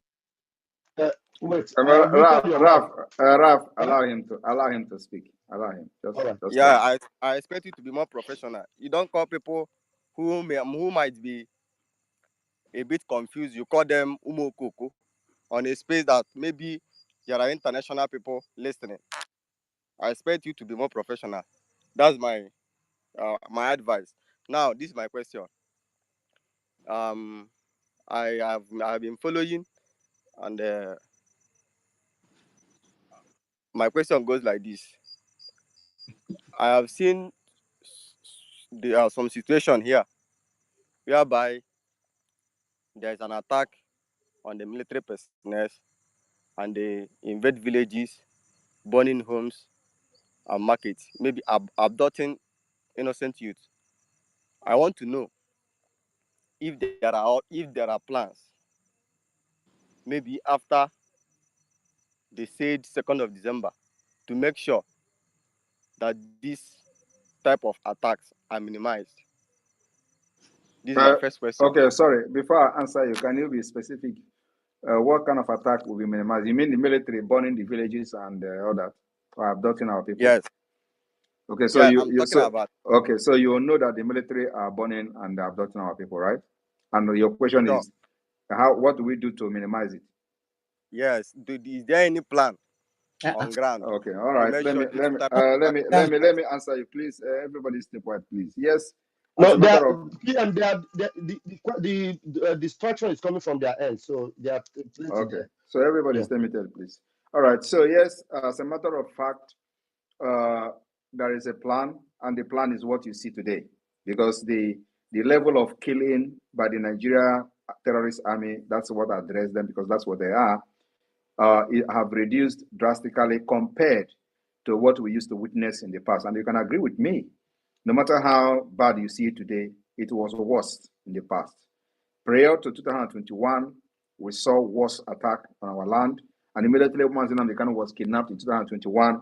They unleashed mayhem, the worst, massacre of our people, and burning of our properties and villages witnessed from 2021 to 2022, until I pick it up from there, and the whole thing begin to reduce. So we begin to make sure we attack them in self-defense. And so attacking them is not something that will, reduce their barbarism overnight. It's something that takes time. And that time it is taken from 2022 to 2023 to 2024. You cannot check yourself. Check those places they have been attacking before. Check Biafra land yourself and see the differences that we have made today. Today we have reduced the attack to the to the minimum.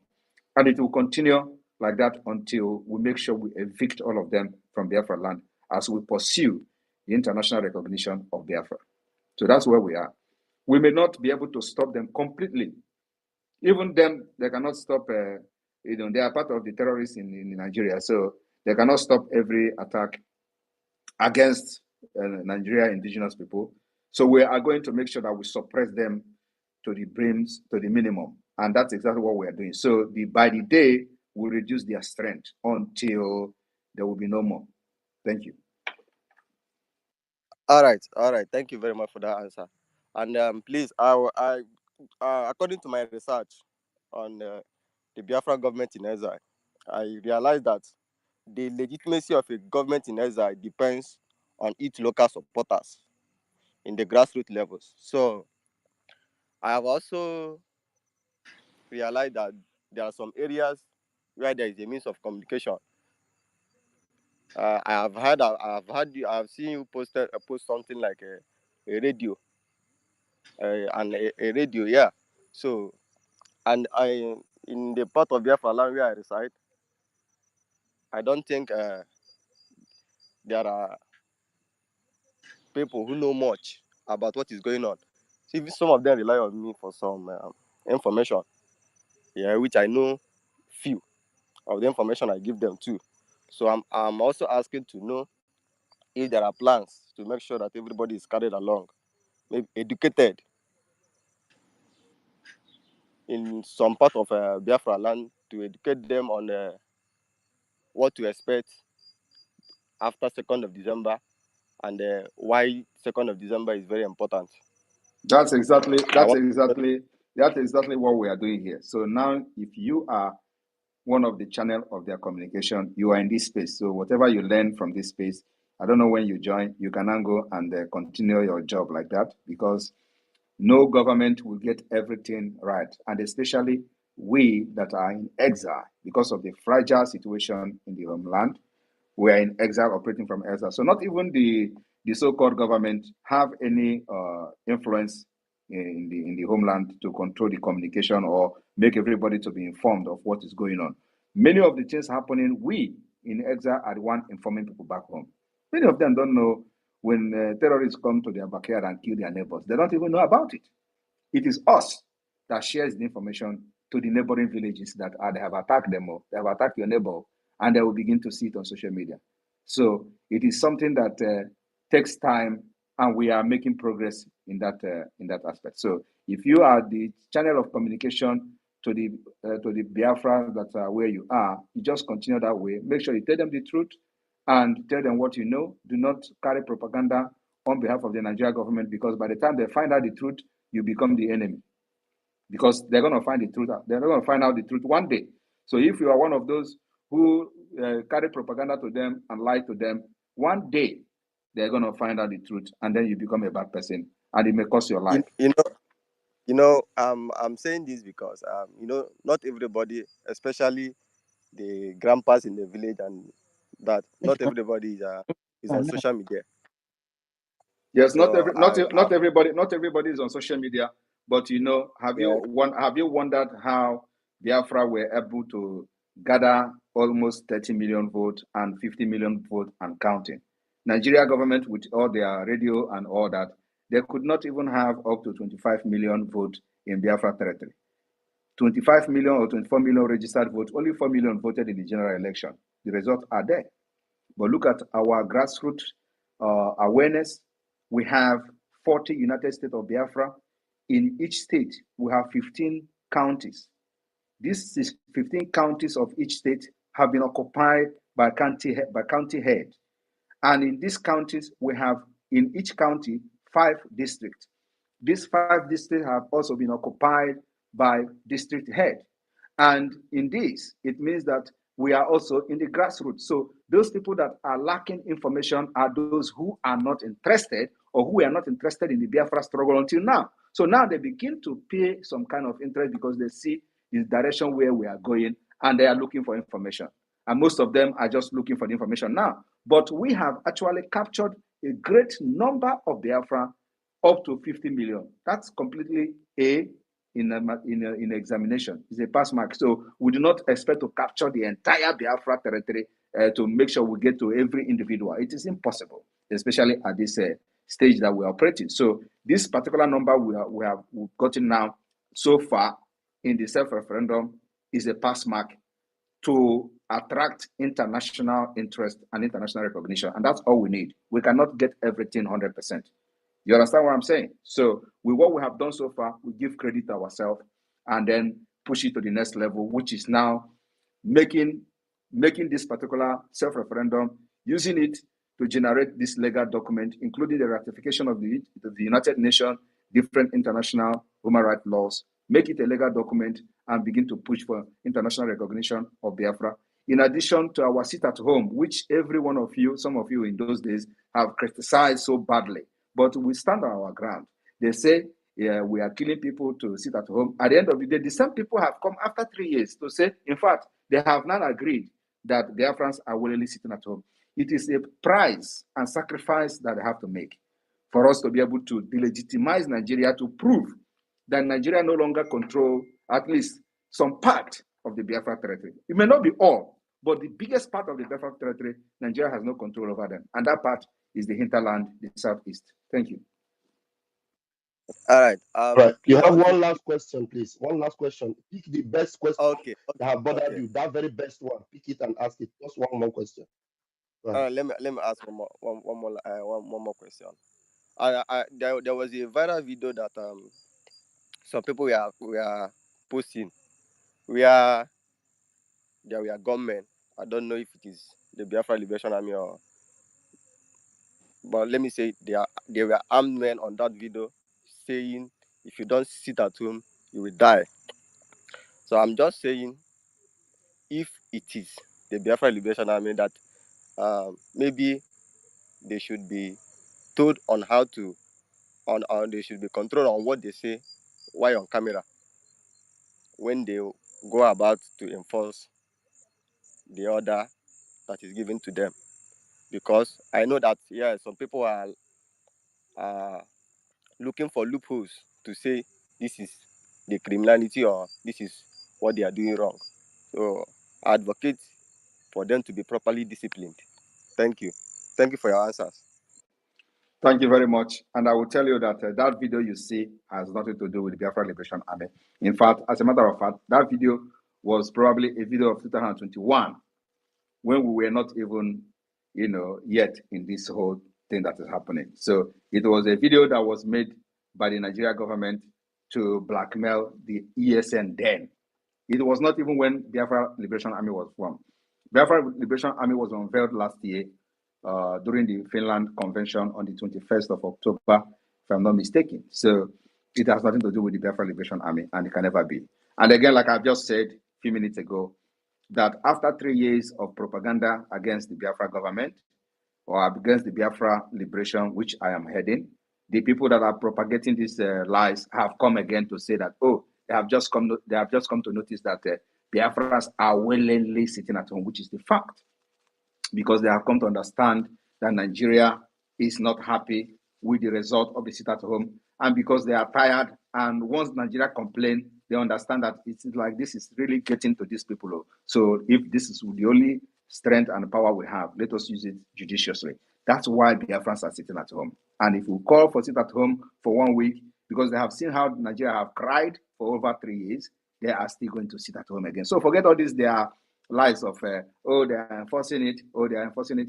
When Mazin Amdekan was here, did you not hear his broadcast on Radio Biafra during the time the others sit at home? We have not said most of those things. We have not done anything like that. We have not enforced anybody to sit at home. We are fighting to protect our people from getting killed by the Nigeria army. Just like you said in the beginning, that how do we stop them from burning the villages and killing our people? These are the people trying to blackmail the Biafra movement, but they failed because they thought that when they bring gun, Simon Ekpa is going to run away. I'm not going to run away. I will still call again another sit at home that will even be worse than what they have seen before, but the time is coming. So it is a price that our people have to pay to delegitimize Nigeria and prove to the world that Nigeria have no control over the Biafra people again. That's what we are gaining, because a lot of people are asking, what is the sit at home doing? So apart from the economic strangulation of Nigeria, we're also proving that they have lost completely control over the people, at least for this part that are sitting at home, this part of Biafra that sit at home, the Biafra government, the Nigerian government have lost control over them.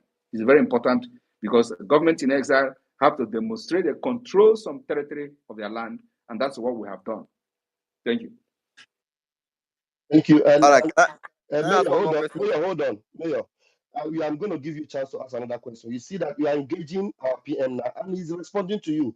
So for those that are still waiting to ask questions, these are the kind of questions that have been bothering you, and you have been listening to all the propaganda and lies.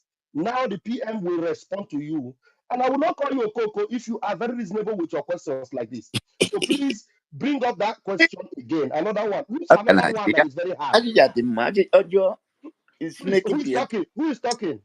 And please, he can actually invite other people while he's on this space. So he can invite his fellow people to come here and ask questions, because I will give them opportunity to do that. Thank you. Exactly. So if you just ask another question, we can stop. We don't even want our Biafra Republic government to come up here and ask us questions. We are looking for people like you. People like you, more of them, come here now and ask your question. Mayor, I'm going to give you another chance for 2 more questions, because while you're asking the questions, more of them will come and see that we are not attacking you, we are not calling you a coco, because you are here to ask that questions that bother you. Please take the mic again and ask. Grab the mic. You can go ahead. All right. One more question is this. I know that after 2nd of December, that there will still be checkpoint. There will still be Nigerian government presence here, and I know that like I've always heard you say that there will be an increase in the attacks on the Nigerian armed forces still occupying this area. So my question is this: if they intensify, because I know that the Nigerian armed forces have war machines. My question is this: if they intensify, is there any plans on your template to ask for military assistance or military equipment in exchange for something, maybe in exchange for resources in our land? Is there any plans you have to ask for military assistance or equipment from other countries? Can't tell you publicly. Let me tell you, please, nobody should interrupt him.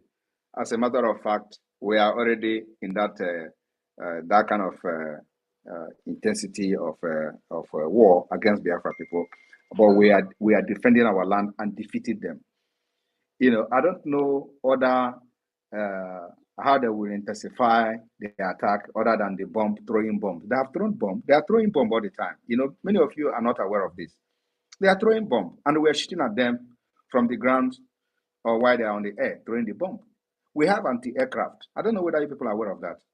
Our anti-aircraft may not be that sophisticated, but we are engaging them, and they will never stand to fly 10 minutes on the air, and they will run away. I don't know whether you're aware of that. We have sophisticated anti-aircraft too that we're using to engage these people. So ask people in Imo State to tell you what is going on. And that is a reason for why this whole thing is happening in Imo State. And you may not, I don't know whether you're aware of that, but like Mazi Nnamdi Kanu said, for those of you who may not like Mazi Nnamdi Kanu because of what you claim the way he was preaching his own, he said that Biafra will come from Imo State. And there was a reason for that. It is beyond spiritual, but at the same time, the reason why Hope Uzodinma was installed in Imo State was to continue the Islamization agenda against the conquest of the southeast, and then they will spread to the south. So, in order to stop that, we must stop Imo State, Nigeria representative in Imo State, and that's where the whole thing is happening. So, for those asking why is this thing happening in Imo State, it is happening not only in Imo State; it's happening all over Biafra land. But where it is more defined is in that Imo State where they have installed their the point their cardinal point, which is They're strong man. Their strong man, which is the cardinal point now where they will use to spread to other parts. So we must engage them and eliminate the presence of Nigeria from Imo State. That's why it is happening there. But having said that, yes, we are ready for anything. I mean, anything to make sure that we protect the life of our people, our women and children. Those life of our women and children are the most important thing for us. And that's why we are doing everything. So we are going to do everything and anything possible to exchange whatever natural resources in exchange for arms and ammunition to protect our land. We're ready for that. But let me tell you, we may not even go to that extent. Who is making this noise, please? I don't know. I'm looking for the mic. I don't know which mic. I don't know which mic is making that noise. Honestly, I don't know. We are ready for anything. And let me tell you, we may not even go to the extent of saying that we need more weapon. Everything is not about weapon. Everything is not about gun and bullet. The only reason we are carrying gun today is just to make sure that they do not come and burn our villages like they are burning before. They do not come and kill our people like they are killing before. That's the only reason we have these guns. So it is not to go to fight and liberate ourselves or to fight and break away from Nigeria. No, we are not fighting to break away from Nigeria. For us to fight for break away from Nigeria, we need jet, we need armor tank, we need all those things. We're not fighting to break away from Nigeria. We're only fighting to defend ourselves, to defend our women and children from getting killed like a chicken like they have done in the past. That's the reason we have gun. Our gun is not to break away from Nigeria and declare independent state. No. Our gun is as we are pursuing the diplomatic...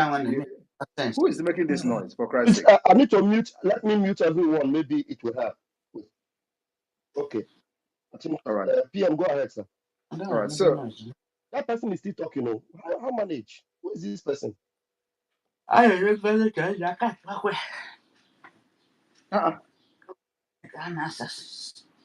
is this person that's can you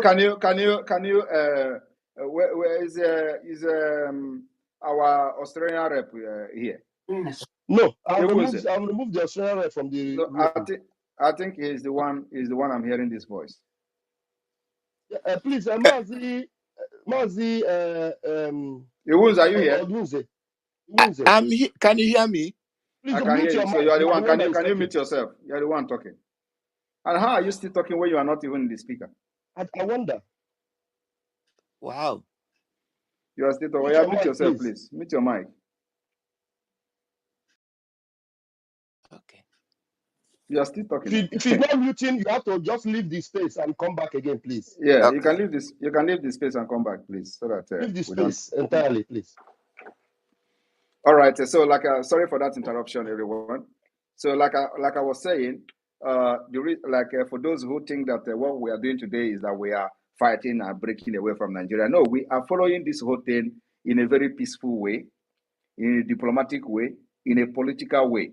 So, and like in case if you don't know, we have 4 different approach to Biafra freedom today. 1 is the diplomatic approach. 2 is the political approach. 3 is the civil disobedience approach. And 4 is the armed struggle approach, which is for the self-defense and the protection of Biafra land. So those thinking that we are going to start shooting gun after December 2nd, you are very far from it. What we are doing after December 2nd is to pursue this whole thing with the international diplomacy and the political means and the political approach. So it is one of the most effective way to get our freedom, as well as we are evicting Nigeria with our arms in our land. So this is exactly what we are doing. So those expecting that if the thing escalates, are we going to need arms? We are already getting arms, and we are going to get more. And that arms is not to start declaring war, or we're already at war. But what we're going to do is to continue to get arms and ammunition to defend our women. You can imagine a country where you have people that carry arms to defend themselves. Instead of you to go against those people carrying arms, you look for innocent people. Is that the kind of country you want to be part of? And then some people will say, oh, you are the one that made military to come to Biafra land to kill people. You are the one who bring military because you carry gun and give to people, so military are coming. And you ask them, when we did not give gun to people, who was the one bringing the military? What was the reason the military coming to kill innocent people in the playing ground in Aba? Were they carrying arms? What was the reason for military killing people in Mazen and the Kano house? Were they carrying arms? What was the reason the military was killing people in Nkpo Junction? Were they carrying arms? What about in Enugu? Those people killed in Enugu, were they carrying arms? So these are the things that people are not asking. Before we start arming the Biafra people to defend themselves, why were the military killing them? And then when you talk, they say, oh, you arm them. That's why they are coming. That's why they are coming to kill. My brother, my sister, I want you to know today that if we did not arm Biafra by now, not even your village will be safe. They will come and kill, just like they did in Oklahoma community. They came there and they leveled. Unudi, Bayelsa. It is not only this government, but Obasanjo did it. With the massacre, everybody knows about the massacre. Did anybody take anybody to court, to ICC? The answer is no. Did anybody take anybody to any court in the world for the massacre of Udi? Nobody. So how long will we continue to live in a country, and how long will people continue to defend a government that kill its own people in the name of looking for criminals?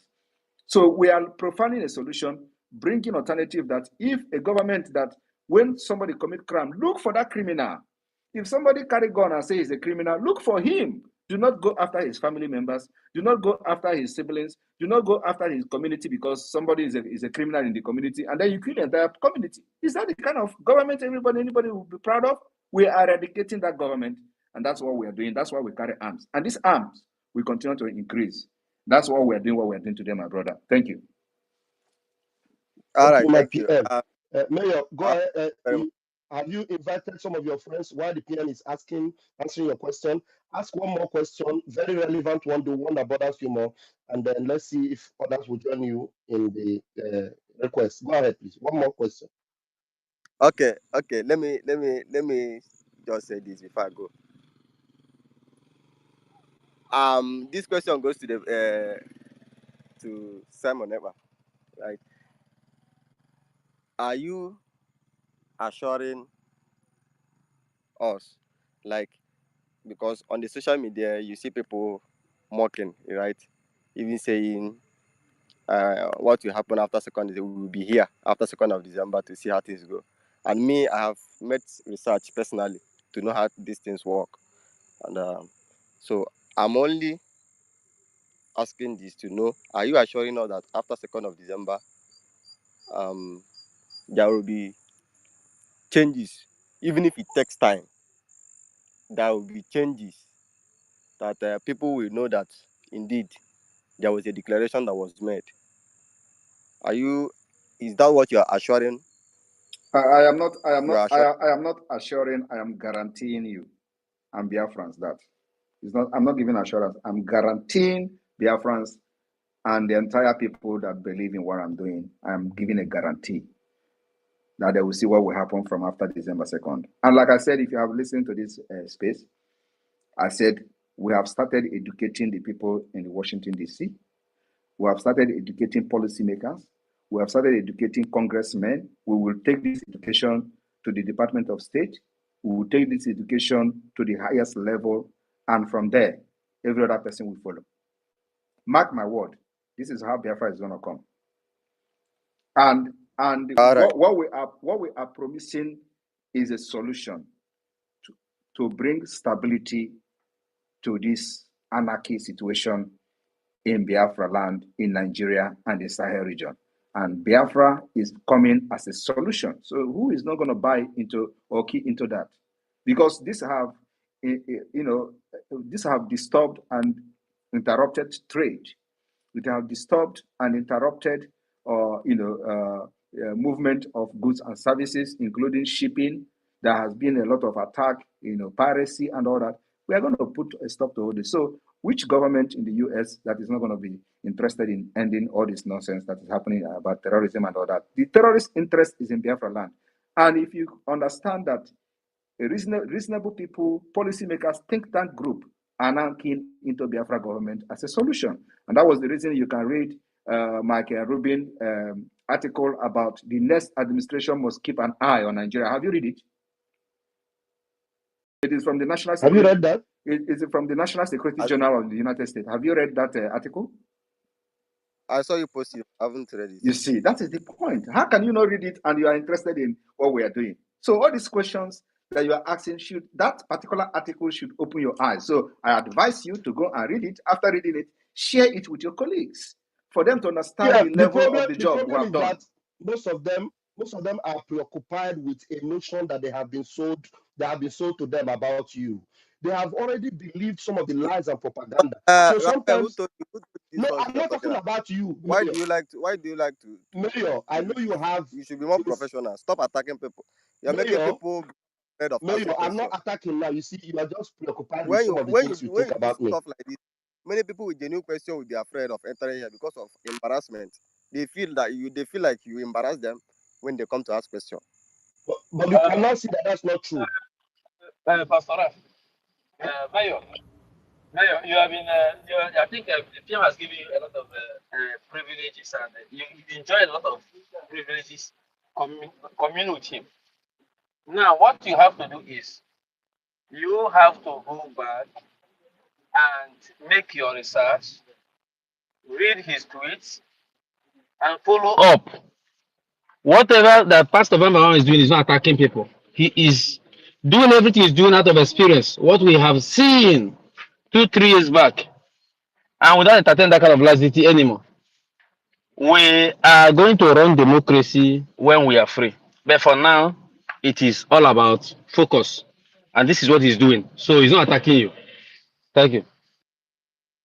Thank you. P, I'm sorry I didn't take the word out of your mouth, sir. You were trying to conclude on something. I was just, I'm sorry for interrupting, sir. No, I was just telling him he cannot be looking for, if he's really interested to know the truth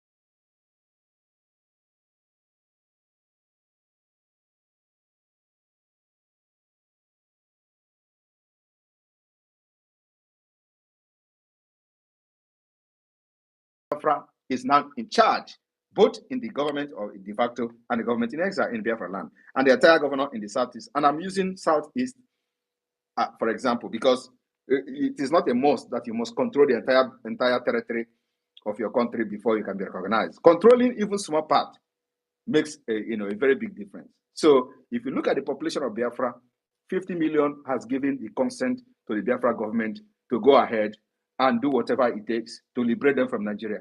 Who can go against that? So these are the things that you need to know. And these things I'm saying now were mentioned in that Mark Rubin's article. So please, read these two articles. Read the Mark Rubin article and read the OBT International article, where they specifically recognize, both of these articles recognize the fact that over 30 million Biafra has voted for the first several. As at then, 30 million has voted. They recognize that, and they were telling the decision makers, policy makers, to keep an eye on the Biafra self-referendum. And the Mark Rubin National Security General was telling this incoming president of America, the new administration, to keep an eye in Nigeria. And so that is how Biafra is going to come. And Biafra is only providing solution so that everybody can benefit. Everybody who is doing business in that region can benefit. Both the European Union, both America and other African countries will have a smooth sail in their shipping without any piracy attacking them, without any security threat. It is a win-win for everybody. So why should we be beating around the bush and trying to kill each other when we are bringing solution? And you as a Biafran, all you need to do is, if you do not agree in what we are doing before, sit down, research on what we are doing, forget whatever people, because the reason why many of you, like Rafael was saying, is not reading what we are posting is because you are already preoccupied with the propaganda that you are hearing on social media. Otherwise, you should be paying interest. If you can come here to engage me in a question like this, you should have big interest to read what I'm posting, to see, is this a lie?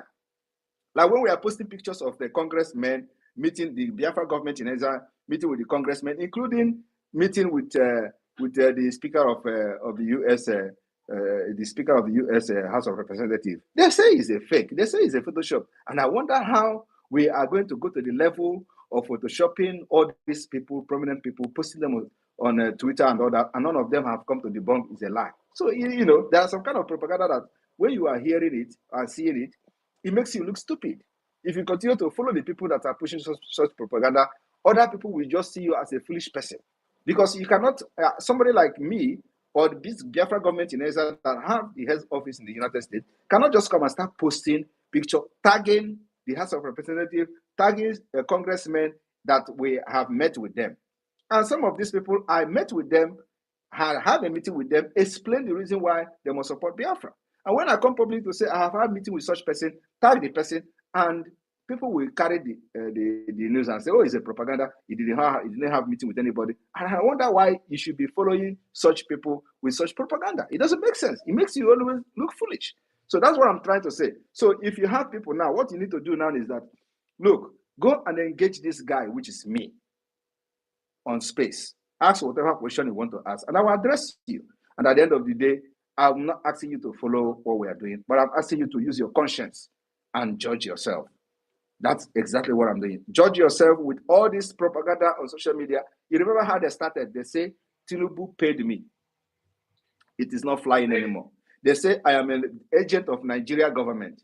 Now it is not flying anymore. They have changed again to say that I'm a CIA agent. It is not flying again. They say I must be sponsored by some European countries that want to destabilize Nigeria. And who is not going to be happy as a Biafran? If I'm being sponsored by a European country to destabilize Nigeria, are you happy to be in Nigeria? You need to be in Nigeria, need to be destabilized. So if somebody is sponsoring me to destabilize Nigeria, you should be happy. Because Nigeria needed to end for you to have a better life. So why is destabilizing Nigeria become a problem to you that is fighting to end Nigeria and become free and get freedom? So you see, and they change from that to say that, oh, now he is being sponsored by some occultic people, like some pastors said in those days. So there is nothing that I have not said. But at the end of the day, my job, the activities I have done, and the result will always expose them, and they will always change from one thing to another. So my brother, we're not here for that. Thank you very much. Wow. All right, thank you. Thank you. Thank you. Mayor, you even raised your hand again. It seems like some genuine questions are emanating from your subconscious. Anyway, just like the PM said, I don't know. Let us allow other people to ask questions. These spaces are always being held, on a regular basis. The PM is always here, so don't let others learn that you don't need to have that premonition of your mind. This is a perima, he's a liar, he's a thief. Come and engage Okay, me. he's giving 100% this thing. Give him another chance to ask one more question. Exactly. I don't know. Did you go away? Please come back. I will bring you in, please. Mayor, come back. I'll bring you back in because now I believe that after the PM have extensively, spoken to you, some genuine questions will be coming out from you without premonitions, without your, that perceived, hatred about this man. He's just fighting for his pocket. He's loading the money in his account. He's trying to scam people and all those jargons that you just wonder where these people that call themselves human beings are actually getting these things from. Please come back. We are going to engage you. Please, before we take the next hand, we are honored to have our chief of staff who has been very, very busy, and to spend some time to be with us on this space is an honor. And I want her to grab the mic and salute the world over that are listening. Chief of staff, please, you're welcome. Yes. Welcome, everyone. Can you hear my voice? Loud and clear, ma'am. All right. Thank you so much, Honorable Pastor Van. Thank you so much, His Excellency, the Peace Ambassador, Prime Minister Simon Ekpa. Thank you so much for all the cabinet members, de facto leaders that are here listening to this space. Thank you to Biafrans and friends of Biafrans listening here today. Again, my name is Dr. Ngozi Orobres. I want to use this opportunity to thank all of you for devoting your time to be here and listen to our Prime Minister as he expounds on the United Nations International Human Rights Treaties today. And before I go into the few things I want to talk about, Pastor Van, I wanted to thank you for the courage and what you're doing to make sure that we decipher some of the sycophants we have in Biafra land that parade around a Twitter space, using different demeaning words, different names to refer to the Biafra restoration, to our prime minister, and to different people. I know the person that the last speaker, I know, thank you so much, PM, for having the patience with some people like that. But I can really tell you that some of the questions, choice of words, and some of the ideas that this individual, if I am sure, as Honorable Van has expounded, is the same individual on Twitter, has really done a lot of damage to this struggle. The question he asked about how are you going to stop the attack on military personnel? I know maybe PM, you didn't really hear the question very, very well, but that was what I heard, and I think that's what he meant, that maybe we are attacking military personnel. But I think I wanted to make this individual to understand that when you have rehabilitated and reintegrated terrorists being shipped into Biafra land, attacking our people and killing our people in different ways, we will have no mercy for them. There'll be no reduction. There'll be no stopping of any attack on these reintegrated terrorists that are parading in Biafra land, killing our people, maiming our people, burning our homes. So I believe the PM didn't really hear your question in full, but to answer that, any reintegrated terrorist in Nigeria's, in Biafra space, wearing Nigerian military uniform, Nigerian police uniform, Nigerian security uniform, in any Biafra territory, they will continue to be on the receiving end until they leave Biafra land. I know you talked about something about controlling our Biafra liberation first, what they say, what they do. That's really none of your business.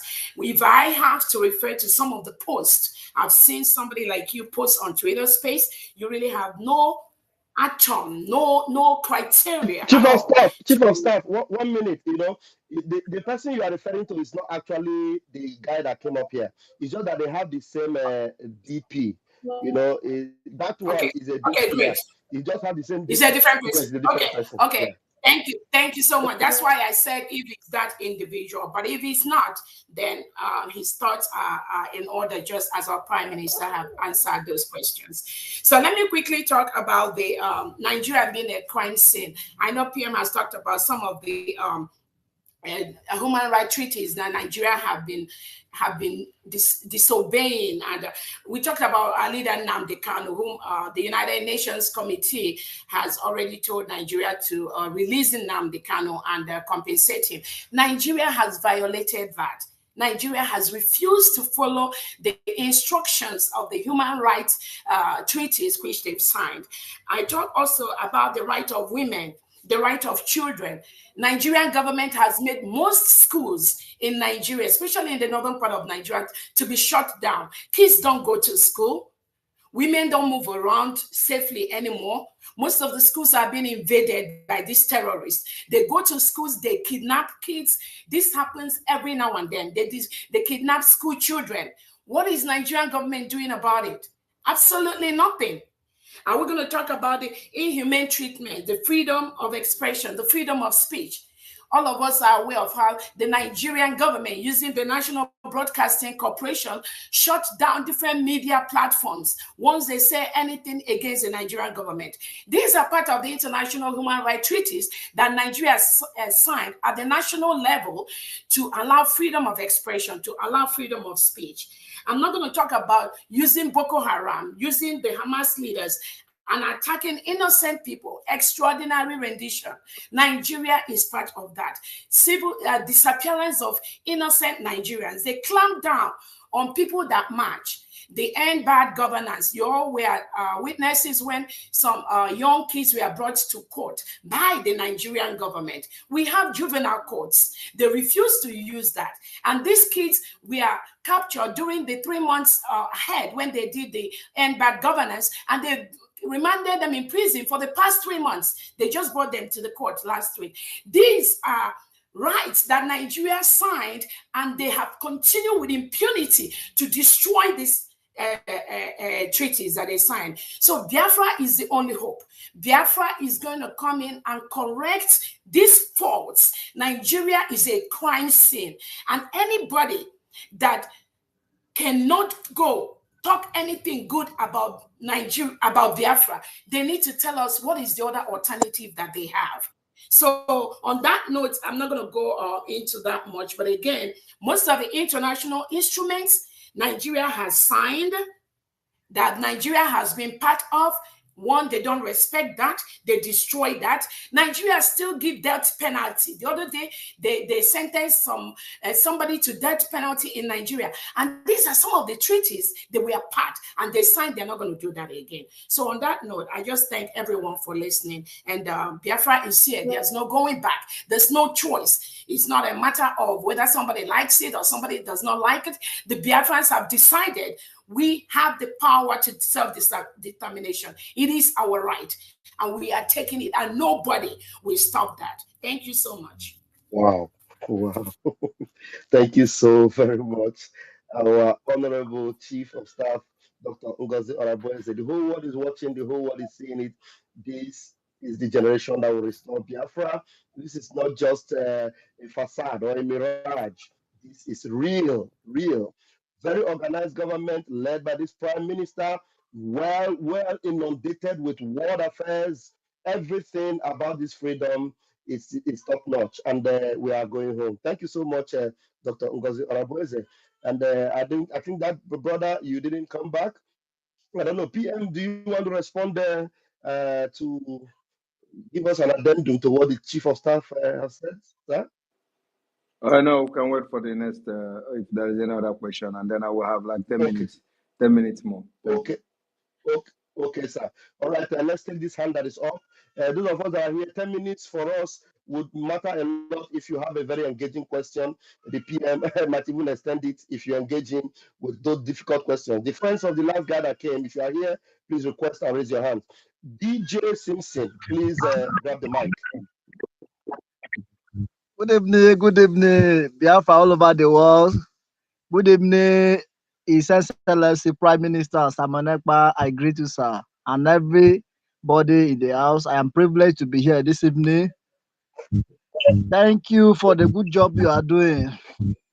The Almighty God will continue to be your strength. He will guide you, keep you, direct your path. You will never stumble. You will surely lead us to our destination in Jesus' name. Amen. Now, your mic is noisy. Ask your question very quickly, please. Okay. My question tonight is this: when you are talking about the disabled people. Now I want to ask this question because of the bad governance we have in this country called Nigeria. Now, no hospital, no good road. Now, like some of us now that the country have dealt with, like maybe we have a little accident that might solve because of the bad hospital and you know, when anything happen to you, go to hospital, they have to increase the bill. If you don't have the money, that is just how you will be there. Nobody that will come for your aid. And that has led many of us to like maybe sudden handicap, something like that. So my question now is this: like most of us that maybe our problem can still be solved medically. So is there hope for us if Biafra is restored, that as a citizen of Biafra, they can revisit our condition and solve the problem for us if it is solvable? That is my question. Thank you very much. Thank you very much. You can stay muted, please. Yeah, there is noise coming from your end. Biafra government will adopt what we call the National Insurance Scheme. This National Insurance Scheme will facilitate the subsidize medical medical fee or something. So if you go to doctor or you have issues like you have just said now, first of all, the National Insurance Scheme will subsidize it. So if it is something that will cost, let's say, 50 a gemma, 50 a gemma, for example, the National Insurance Scheme will cover like 90% of this 50 a gemma. So you are only going to pay 10 a gemma. So that is for a start. So what does that mean? What it means is that everybody in Biafra will have access to medical care, whether rich, poor, whether you are employed or whether you are unemployed.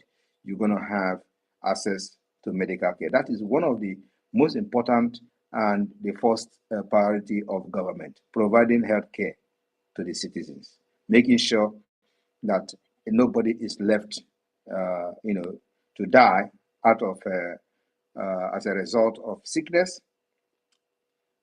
So it is one of the things that Biafra government will do, making sure that we provide healthcare service to every citizen of Biafra.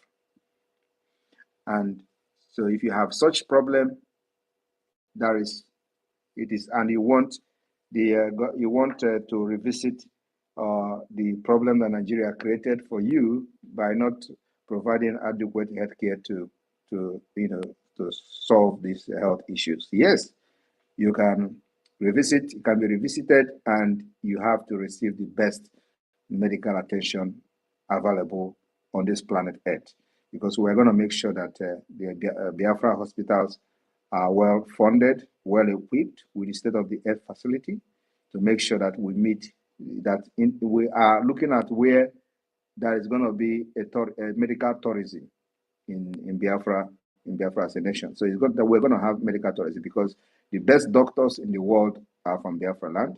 The best nurses we have in the United States, they are Biafrans, and I don't think they're going to be there, wasting time. Everybody is going to come back home to bring their expertise to Biafra to build our nation. So you're going to receive the best treatment ever. So we're going to make sure we invest on the medical tourism in Biafra land. So yes, to answer your question, it is possible to revisit your problem. And like I said, the National Insurance Scheme of Biafra will cover percentage of your medical fee in subsidy. Thank you. Wow. Thank you. All right. Yeah, there's too Thank you much very noise from much. your background. Thank you very much for that question. Please just go down, let other people ask questions. The noise is too much from your end, please. Just bring yourself down. I'm trying to do that. I couldn't even do it. DJ Simpson, Simon, bring yourself down to the listening mode, please. Mayor, I'm trying to bring you back, but it's not allowing me. I don't know who else is there. It's me again. Do you want to raise a question?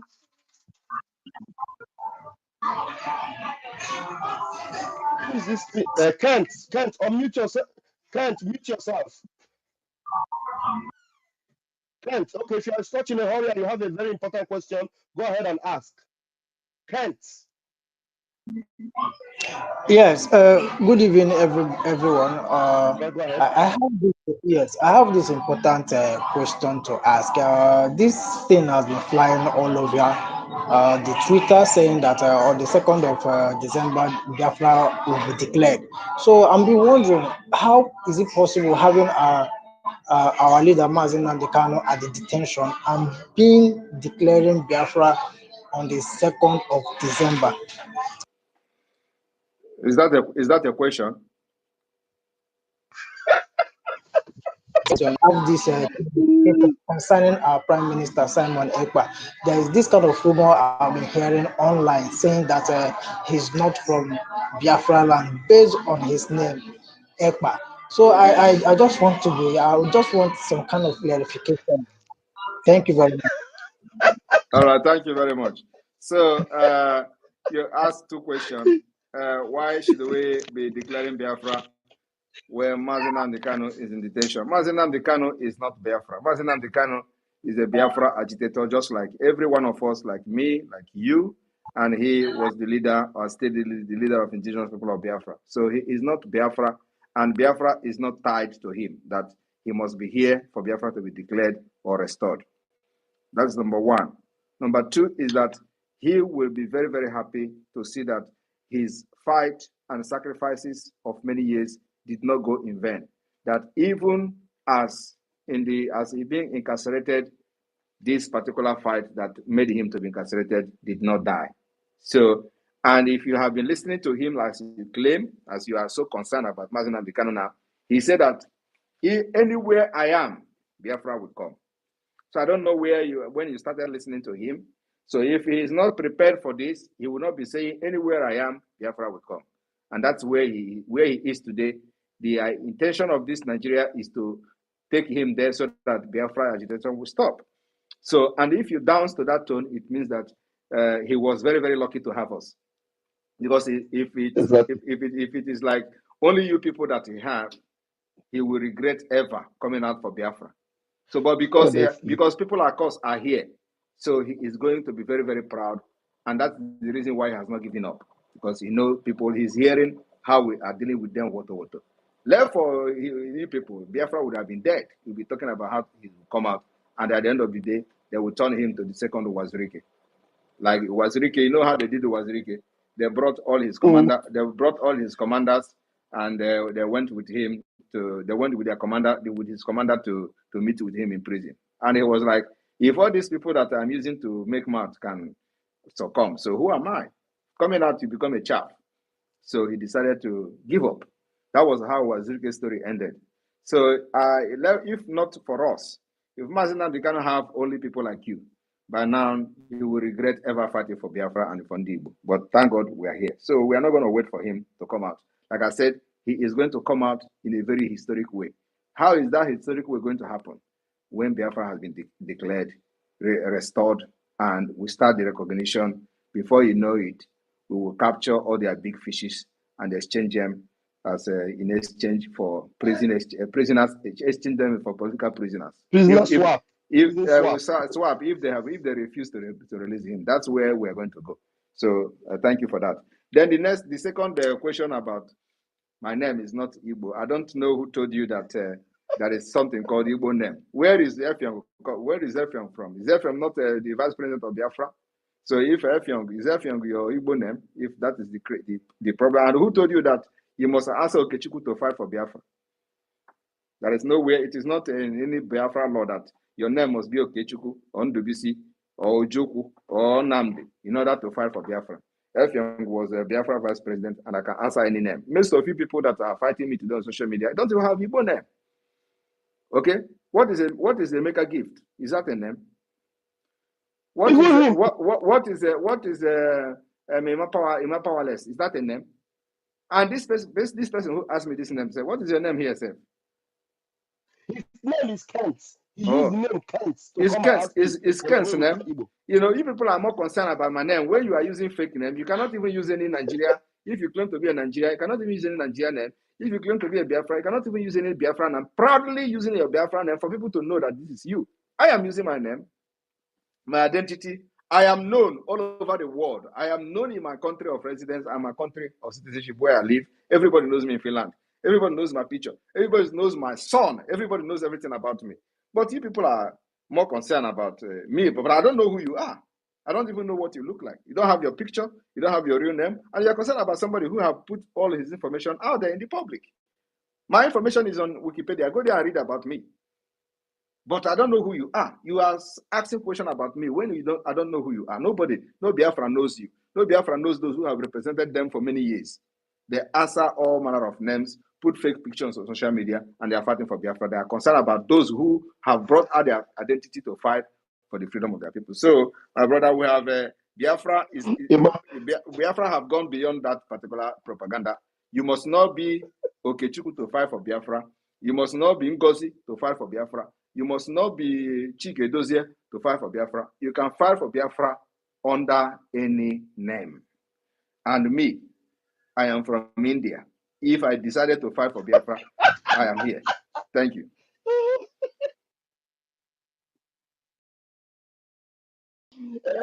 Chike, more powerful, a ghost. And now Mayor is back, PM. There are some hands that are interesting that have raised their hands. Mayor, you can see the kind of people I call Okoko, so that now you will understand better. Mayor, we want to invite you back. Please, Oluwa Nusi, please don't go anywhere. Let us take Mayor. One more question from Mayor, then we'll take a question from Oluwa Nusi. I hope this one is going to be interesting. Mayor, please go ahead. You have the mic. Mayor, can you hear me? Mayor, can you hear me, Mayor? I don't know if Mayor can hear me. Since Mayor, we'll wait for Mayor to come back and hear me. Oluwa Nusi. All right. Please, I came up to correct some impression. Madam No, Ngozi don't worry, Mayor, I've responded to her. Don't worry, please. I don't want this to overflog it. Dr. Ngozi, you are using the DP of a fellow who has been battering and they have never come to engage us here. I was curious about your picture. That's why I actually brought you up. So that Igbo, that there's one page called with Igbo, whatever. I don't know if you're associated with that page, but your questions today have been engaging and our PM have engaged you. Please don't go into what our chief of staff has said because it is your DP that actually got us curious to bring you up here. Thank you very much, Mayor. Except if you have another question, do not respond to what our chief of staff has said, please. All right. Thank you, Mayor. Thank you. All right, Oluwa, please grab the mic. You are welcome. Good evening to every one of us that is in on this space. I greet you, Mr. Samepa. I greet you. I give you honor with everything that you have been done in Biafra movement. That is very, very good and very interesting. All of us that is that is following you people. Actually, I'm from Yoruba land, so I'm one of the freedom fighter for Yoruba nation. So I'm so very happy for what you have been done. And I was so very, very, very, very, very, very, very impressive. So I'm so very, very happy. Sir, I just want to tell you something. There's one thing that you said that time that I listened to when you said that there's a lot of news that you are working for Nigeria government, that you are working for someone is raising you that you should destroy Nigeria. That is how it be. If you look about Chief Sunday Adiemo Igbo Sha, about the news that they are bringing out about him, Some people are saying that Tinubu have given money, and some on the time of the regime of this man, what they call it, before the president or the present president that is there, which is Tinubu. That is there that he have given Sunday money that he should not fight for Yoruba again. That it have shut him up. Later, some people say that it is Tinubu that who is working for. That Tinubu have give Igbo money that it have shut up his mouth. But with all the news, with all the propaganda that is coming out, we still thank God that Sunday Igbo, all what they are saying is not true. So there's no how this thing cannot be come up because if you say you have if you can if you say that you are a freedom fighter, a lot of challenges will come up. A lot of challenges will come on. There are some people that will love you with what you are doing, and some people that will hate you with what you are doing. Please, are you hearing me? Yeah. You're very clear. You're very Hello. clear. You have 1 more minute. Go ahead. Okay, sir. Okay, sir. So there are some people that will say that I know what you are doing. You are making a terrorist in the country, and some will love what you are doing. I know that may God will help us, and we are going to leave this slave country that we are. I was saying, I'm in Nigeria here in Yoruba land. There is a lot of suffering here, lot of suffer. There is a lot of people that is suffering. There's a lot of people that is suffering, and this just people, these animal people, they don't care about the people that they are governor on. They don't care about us. They don't care about poor people. They only care about themselves, and they only care about their family. So, sir, I just want to tell you that, please, sir, keep up the good work that you are doing. Don't look at anything that they are saying, and then I will just advise all our fellow that is following you, and all the people that love Biafra. Just keep your mind in one place. That yes, one day Biafra will come to will come to free, and Yoruba nation will come to free. So God bless Biafra and God bless Yoruba nation. Thanks. Thank you very much. Please, what,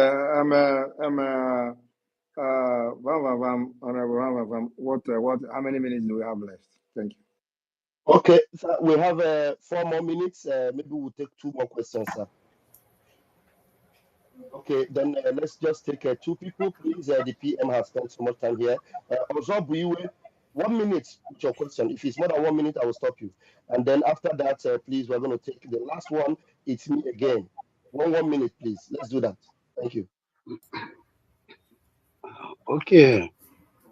I greet you, my Prime Minister, my Honorable Prime Minister, Simon EKPA, and I greet everyone in the house. Anyway, all the question I want to answer, some fellow here, Mayor have asked some of them, so I don't have to waste anybody time. Okay, you wanted to go the same route with Mayor. Why not think about No. I said some of my question, I already heard the answer from the Prime Minister why Mayor asked. I know. Now, only one question. Only one question. Only one. Hold on 1 minute. If you have the Only same, one. Can you listen to me 1 minute? If you have the same ideology with him, pick one question he did not ask and help him to ask it. That is what exactly what I'm doing. All right, go ahead. Okay. Go ahead. No. Okay. Only one question I want to ask.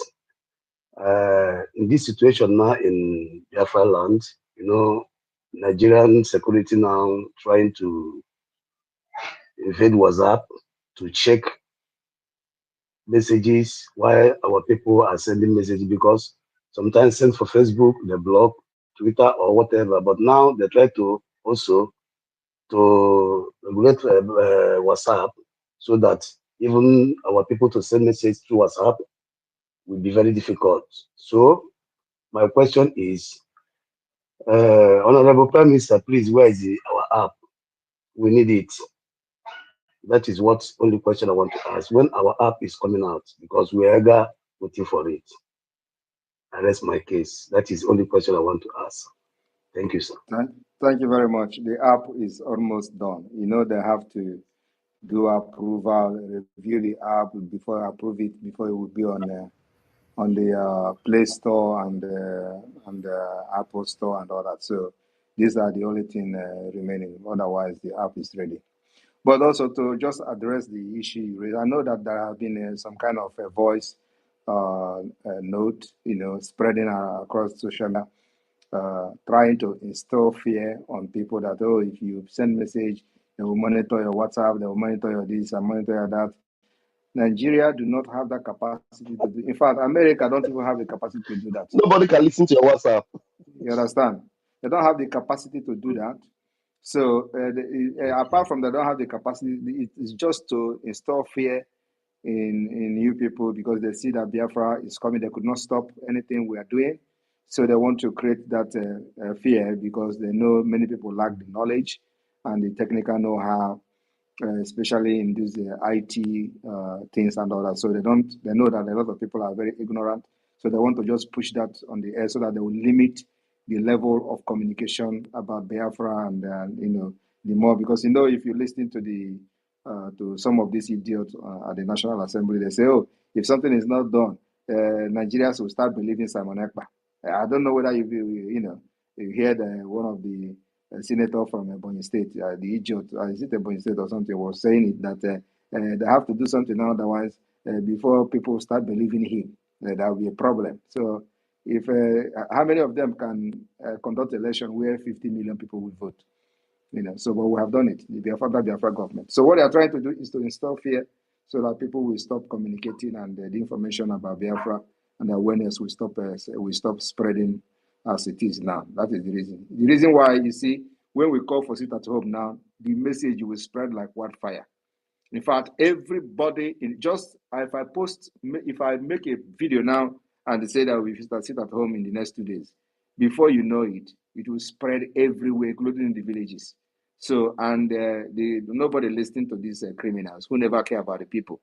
So that's how our messages are spreading, and that's what I want to control. I want to make sure nobody will send message to their people again about, oh, that is sit at home or something like that. They don't have the capacity to control whatever you do over how many hundred millions of people doing WhatsApp. It is impossible. Thank you. Thank you, sir. Thank you, my Thank you, sir. PM. Yeah, Thank you, sir. WhatsApp is end-to-end encrypted. Please, we are going to engage in the media again with that video and educate you and the world and know for people to know that that is just a lie from the pit of hell. Now we have it's me again. Please bring your question, please. Yes, good evening, our PM. So many things to say. In this regard, since you don't have you have limited time, I will ask our minister Raf to bring in this Lena, so he will be part of it. And when next our PM come up, I will ask. To ask. Okay, thank you very much. Thank you. Like Lena's son have been up since. Lena, you're going to be the last person to ask the PM question tonight, and I'm sure you are blessed to be involved tonight. Lena, please unmute yourself. You're the last person to ask the question tonight. Lena, are you there? Oh, I asked her to ask question and she disappears. Pathetic. Anyway, Success, please, your end remarks, and then the PM will take over, and then we'll end it here. Mazi Success, if you're still active, please, can you just one or two things, and then the PM. All right. Good evening, Mazi.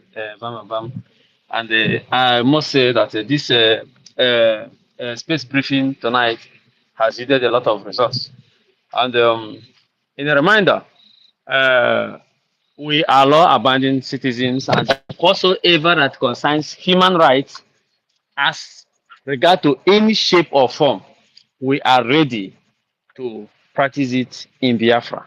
So we back our PM, and we back everything he is doing ahead of December 2nd and beyond.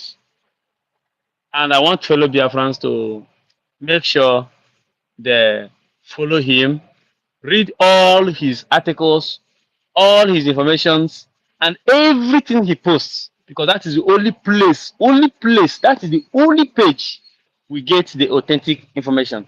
If not that page, every other page is just a secondary.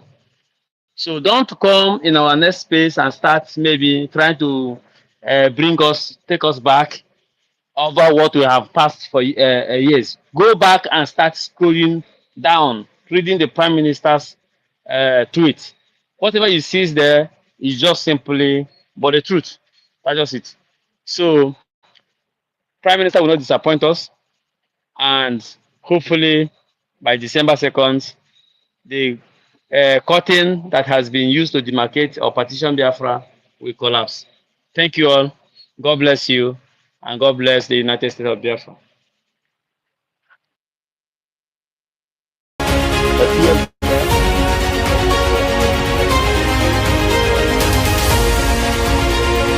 All right, thank you